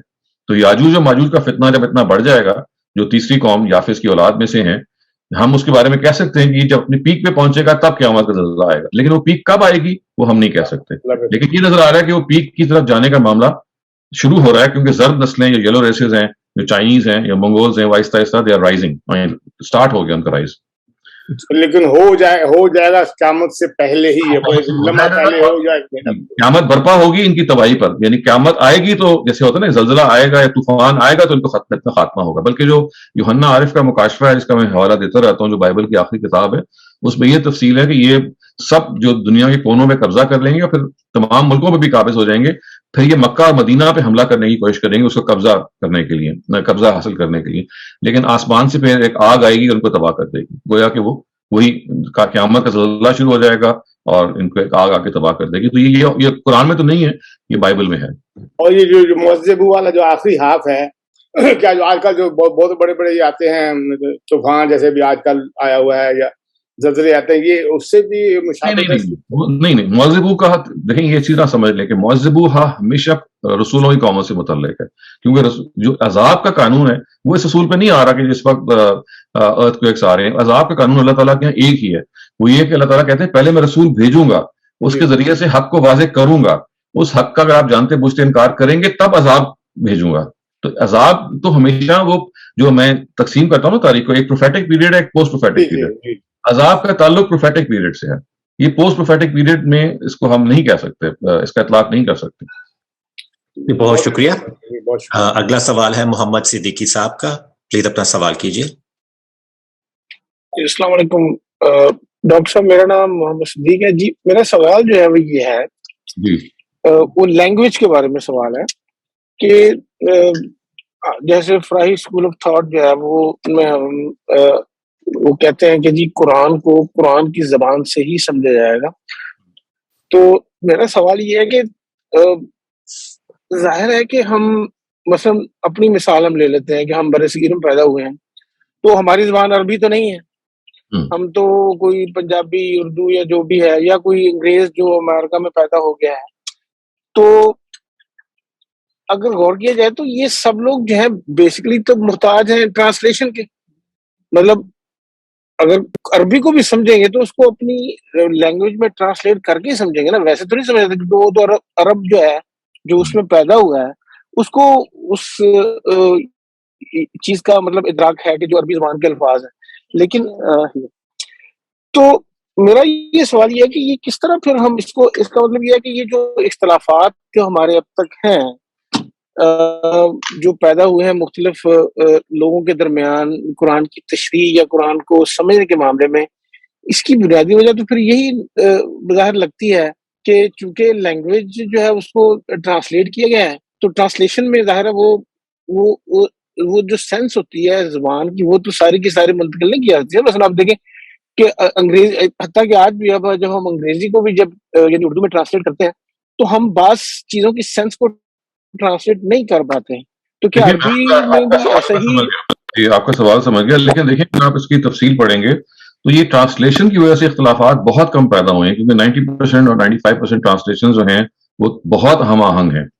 مسئلہ پیدا ہوا ہے تفاسیر سے، کیونکہ تفسیر میں یہ ہوا ہے کہ لوگوں نے تفسیر روایہ کے ذریعے سے، حدیثوں کے ذریعے سے، تاریخ کے ذریعے سے، فقہ کے ذریعے سے، بعض اور ذرائع سے قرآن کی بعض آیتوں کی تعویل کرنی شروع کی اور قرآن کے سیاق و سباق کو نظر انداز کیا. تو اگر آپ کسی بھی ترجمے کو، یعنی میں کیونکہ اس کا آپ کو تجربے سے بتا سکتا ہوں ترجمے پڑھانے کے بعد، آپ مودودی صاحب کا، آپ اصلاحی صاحب کا، آپ احمد رضا خان بریلوی صاحب کا، سوائے ان جگہوں پہ جہاں ان کے مخصوص عقائد ہیں، حاضر و ناظر کا فلسفہ ہے یا علم غیب کا فلسفہ ہے، ان چیزوں کو نکال دیں. آپ براڈ اگر ترجمہ پڑھیں گے تو آپ حیرت انگیز طور پہ یہ دیکھیں گے کہ کسی بھی مسئلہ کا آپ اٹھا کے دیکھ لیں، اس میں ترجمے میں بہت کم فرق ہوگا. یہ جو اختلافات پیدا ہوئے ہیں یہ تفسیروں نے پیدا کیے ہیں، اور تفسیروں نے بھی اس لیے پیدا کیے ہیں کہ تفسیر کے جو اصول ہیں وہ اسکولز آف تھاٹ کے مختلف ہیں. جیسے ایک بہت بڑے اسکول آف تھاٹ کا اصول یہی ہے کہ قرآن کو اس کی زبان سے نہیں سمجھنا بلکہ روایت سے سمجھنا، اور روایتیں چونکہ ایک ہی آیت کے بارے میں ایک سے زیادہ بھی ہیں اور کچھ کمزور ہیں، کچھ اوتھینٹک بھی ہیں، تو ظاہر اس میں بھی اختلاف پیدا ہو جاتا ہے. تو یہ ہے وجہ، نہ کہ کوئی ترجمے سے زیادہ تفسیر وجہ ہے. لیکن سر جیسے کہ یہ مولانا وحید الدین خان صاحب کی کتاب میں نے پڑھی تھی، تعبیر کی غلطی، اس پہ جو وہ کرٹیسائز کر رہے ہیں مولانا مودودی صاحب کے تھاٹ کے اوپر، تو وہ تو زبان کے حساب سے ہی ہے نا. تو مولانا مودودی صاحب جو ہے وہ میں نے آپ سے کیا نا کہ جو مخصوصات ہیں, اقامت دین چونکہ مولانا مودودی کا ایک مخصوص فلسفہ ہے, تو وہاں اختلاف آپ کو بتایا جائے گا. تو ایک چیز ہے, وہ ایک ہے لیکن وہ بھی سر, سوری ٹو انٹرپٹ یو, لیکن وہ بھی مودودی صاحب بھی جو اقامت دین کا جو وہ مفہوم لے رہے ہیں, اس میں وہ بیسیکلی وہ ٹرانسلیٹ ہی کر رہے ہیں نا. اگر غور کیے جائے تو ٹرانسلیٹ ہی میں کر تو رہے اس ہیں. کو مان رہا ہوں, میں کہہ رہا ہوں کہ ان چیزوں کا تعلق اس 5% سے ہے کہ جہاں اختلاف واقعی ہوا ہے. 95% 90% کا حصہ وہ ہے کہ جہاں اختلاف نہیں ہوا. تو میں تو اس لیے کہہ رہا ہوں کہ ترجمہ اتنا زیادہ آپ کو قریب نظر آئے گا. یہ چند جگہیں ہیں, ان کو آپ گنیں گے تو یہ 5-6% سے زیادہ آپ کو نظر نہیں آئیں گی, لیکن یہ ہوں گی وہی کہ جو بہت میجر ہو جاتی ہیں. چونکہ اتنی نمایاں ہو جاتی ہیں تو اس سے اختلاف آپ کو لگتا ہے بہت بڑھ گیا. ورنہ قرآن کا کارپس آپ دیکھ لیں, توحید کے دلائل بیان ہوئے ہیں, بہت کم اختلاف ہے. رسالت کے دلائل بیان ہوئے ہیں, بہت کم اختلاف ہے. آخرت کے بارے میں تفصیل آئی ہے, بہت کم اختلاف ہے. اور ایک بہت بڑا حصہ تو تاریخ ہے, بنی اسرائیل کی تاریخ ہے, مشرکین کی جو اپنے عقائد ہیں ان کی تاریخ ہے, جو پرانی اقوام ہیں ان کی تاریخ ہے. یہاں پہ تو صرف ترجمہ ہے جو آپ سادہ پڑھتے چلے جائیں گے, آپ کو سمجھ میں آتا چلا جائے گا. یہ جو شریعت کے مباحث ہیں, دیکھیں شریعت کا جو اگر قرآن سے آپ تقابل کریں گے تو اس میں جو شریعت کی جو آیتیں ہیں چند ہیں, اشاریہ کچھ فیصد ہیں. زیادہ تر قرآن مجید میں اخلاقیات اور حکمت کی بہتات ہے, ان میں آپ کو بہت کم اختلاف نظر آئے گا. شریعت میں جہاں پہ احکام میں مثلا طلاق ہے تو وہاں آپ کو نظر آئے گا کہ طلاق میں اب 3 گروہ بن گئے ہیں. اسی طرح سے آپ یہ دیکھیں گے میراث ہے, وہاں آپ کو نظر آئے گا کہ اس کو انٹرپریٹ کرنے میں کچھ گروہ بن گئے ہیں. تو یہ اصل میں پرسنٹیج اس کی بہت کم ہے اختلاف کی قرآن کے کارپس میں. اور جہاں پرسنٹیج ہے وہاں دیکھیے ہمارا طریقہ یہی ہونا چاہیے کہ یا آپ کسی عالم پہ اعتماد کریں گے, اور یا خود اگر آپ اس جگہ پہ ہیں تو استدلال کا تقابل کر کے خود رائے قائم کر لیں گے. تو یہ ایک سادہ طریقہ ہے.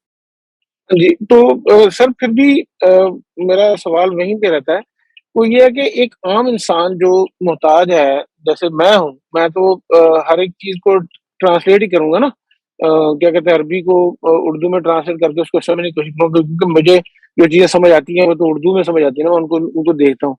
تو ہم جیسے لوگوں کے لیے اب ظاہر ہے پھر اس میں اب ایک طرف مولانا مودودی صاحب ہیں, ایک طرف جو ہے وہ اناف کا ایک پورا گروہ ہے جو جن کی اپنی تفاسیر کے ان کے اور ترجمے کے جو ہے وہ ماخذ ہیں اور ایک سلسلہ ہے. تو اس میں ڈسٹنگوش کیسے کریں, مطلب ایک عام بندے کو عربی کا میں اتنا تو آپ سے عرض کر رہا ہوں نا کہ آپ اس کا لیٹمس ٹیسٹ کر کے دیکھیے. آپ جب بھی ترجمہ پڑھیں گے, کسی عالم کا ترجمہ پڑھیں گے نا, مودودی صاحب بھی ایک عالم ہے, اسلائی صاحب بھی ایک عالم ہے, ان کی آپ بات پڑھ رہے ہیں, اس میں اگر آپ اختلاف کی پرسنٹیج طے کریں گے تو میں تو آپ کو بتا رہا ہوں بار بار کہ 5% سے کم ہے وہ آیتیں ہیں. ورنہ 95% ترجمہ پیرائے میں فرق ہوگا, اسالیب میں فرق ہوگا, مفہوم میں فرق نہیں ہوگا. میں آپ کو اپنا پرسنل تجربہ بتا رہا ہوں. یہ 4-5% جگہ ہیں جہاں پہ آپ کو نظر آئے گا, اور وہاں آپ کے پاس 2 آپشنز ہیں کہ یا آپ کسی ایک عالم پہ اعتماد کر لیں گے, یا آپ یہ کریں گے کہ میں جو اس میں اختلاف ہوا ہے اس کو اسٹڈی کرنا چاہتا ہوں اور مجھے خود رائے قائم کرنی ہے کہ کس کی رائے زیادہ سمجھ میں آنے والی ہے. تو یہ وہ 4-5% جگہ ہیں. ورنہ میں بار بار آپ کو بتا رہا ہوں کہ 95% قرآن جو ہے اس میں آپ کو اختلاف اگر نظر آئے گا تو اسی طرح کا نظر آئے گا کہ جسے کہتے ہیں نا کہ ایک ہی بات کو مختلف اسلوب سے بیان کر دیا, کوئی جوہری فرق نظر نہیں آئے گا. سوال ہے عدیل قریشی صاحب کا, اور یہ شاید آج کے نشست کا آخری سوال ہوگا. ہمارے پاس صرف 1 منٹ رہ گیا. سر یہ جو پیسیج ہم نے پڑھا ہے آج, اس کے فوراً بعد اگر آپ دیکھیں امیجیٹلی بعد, تو فائزہ نجوم و طمست, اور اس کے بعد قیامت کا منظر شروع ہو جاتا ہے. تو یہ بینیفٹ اور ڈاؤٹ دینا نہیں چاہیے ہمیں کہ اگر آپ اسی کے پیٹرن کو دیکھیں کہ یہاں پر ذکر ہو رہا ہے اور اس کے فوراً بعد قیامت کا ذکر شروع ہو جاتا ہے, تو یہ استدلال کیا جائے کہ جی یہ جو نشانی ہے یہ قیامت کی ہے, نہ کہ اس دنیا کے اندر جو دنوں قائم ہوتی ہے اس کی ہے. نہیں, وہ چونکہ جو فرائی اسکالرز ہیں وہی کہتے ہیں کہ جو دنیاوی عذاب ہے یہ اصل میں صرف اس کی ایپیسوڈ نمبر 1 ہے, اسی نے کنٹینیو ہو کے آخرت میں عذاب بن جانا. یہ دیکھیں نا, ان کی قیامت تو قائم ہو گئی جیسے ان پہ عذاب آنا شروع ہو گیا, کیونکہ کوئی ریلنٹ تو نہیں نہ ہوگا. برزخ میں بھی وہ عذاب دیے جا رہے ہیں, آخرت میں اٹھیں گے تو وہی انٹینسٹی اس کی بڑھ جائے گی. تو وہ اصل میں ان کی قیامت دنیا میں آ گئی ہے. تو فرائی اسکالر یہ کہیں گے کہ یہاں جو انما توعدون واقع ہے یہ اصل میں اٹ کورز بوتھ. بنیادی طور پہ اس دنیاوی عذاب کی چونکہ شروع وہاں سے ہو رہا ہے, قیامت تو ہم نے بعد میں آنی ہے نا, تو وہی کہتے ہیں شروع دنیاوی عذاب سے ہو رہا ہے, منتج ہو رہا ہے آخری عذاب تک, اور اس میں کوئی بریک نہیں آ رہا, کوئی انقطاع نہیں آ رہا. تو اس وجہ سے آگے جو اللہ تعالیٰ استدلال کرے وہ قیامت ہی کا کر رہے ہیں, اور وہ قیامت کا جب وہ کر رہے ہیں تو یہ بتا رہے ہیں کہ دیکھیے یہ جو قیامت ہے آپ کی تو آپ کی دنیا ہی میں واقع ہو گئی ہے, لیکن اس کائنات کی جب قیامت آئے گی وہ تب آئے گی کہ جب یہ ستارے مان پڑ جائیں گے.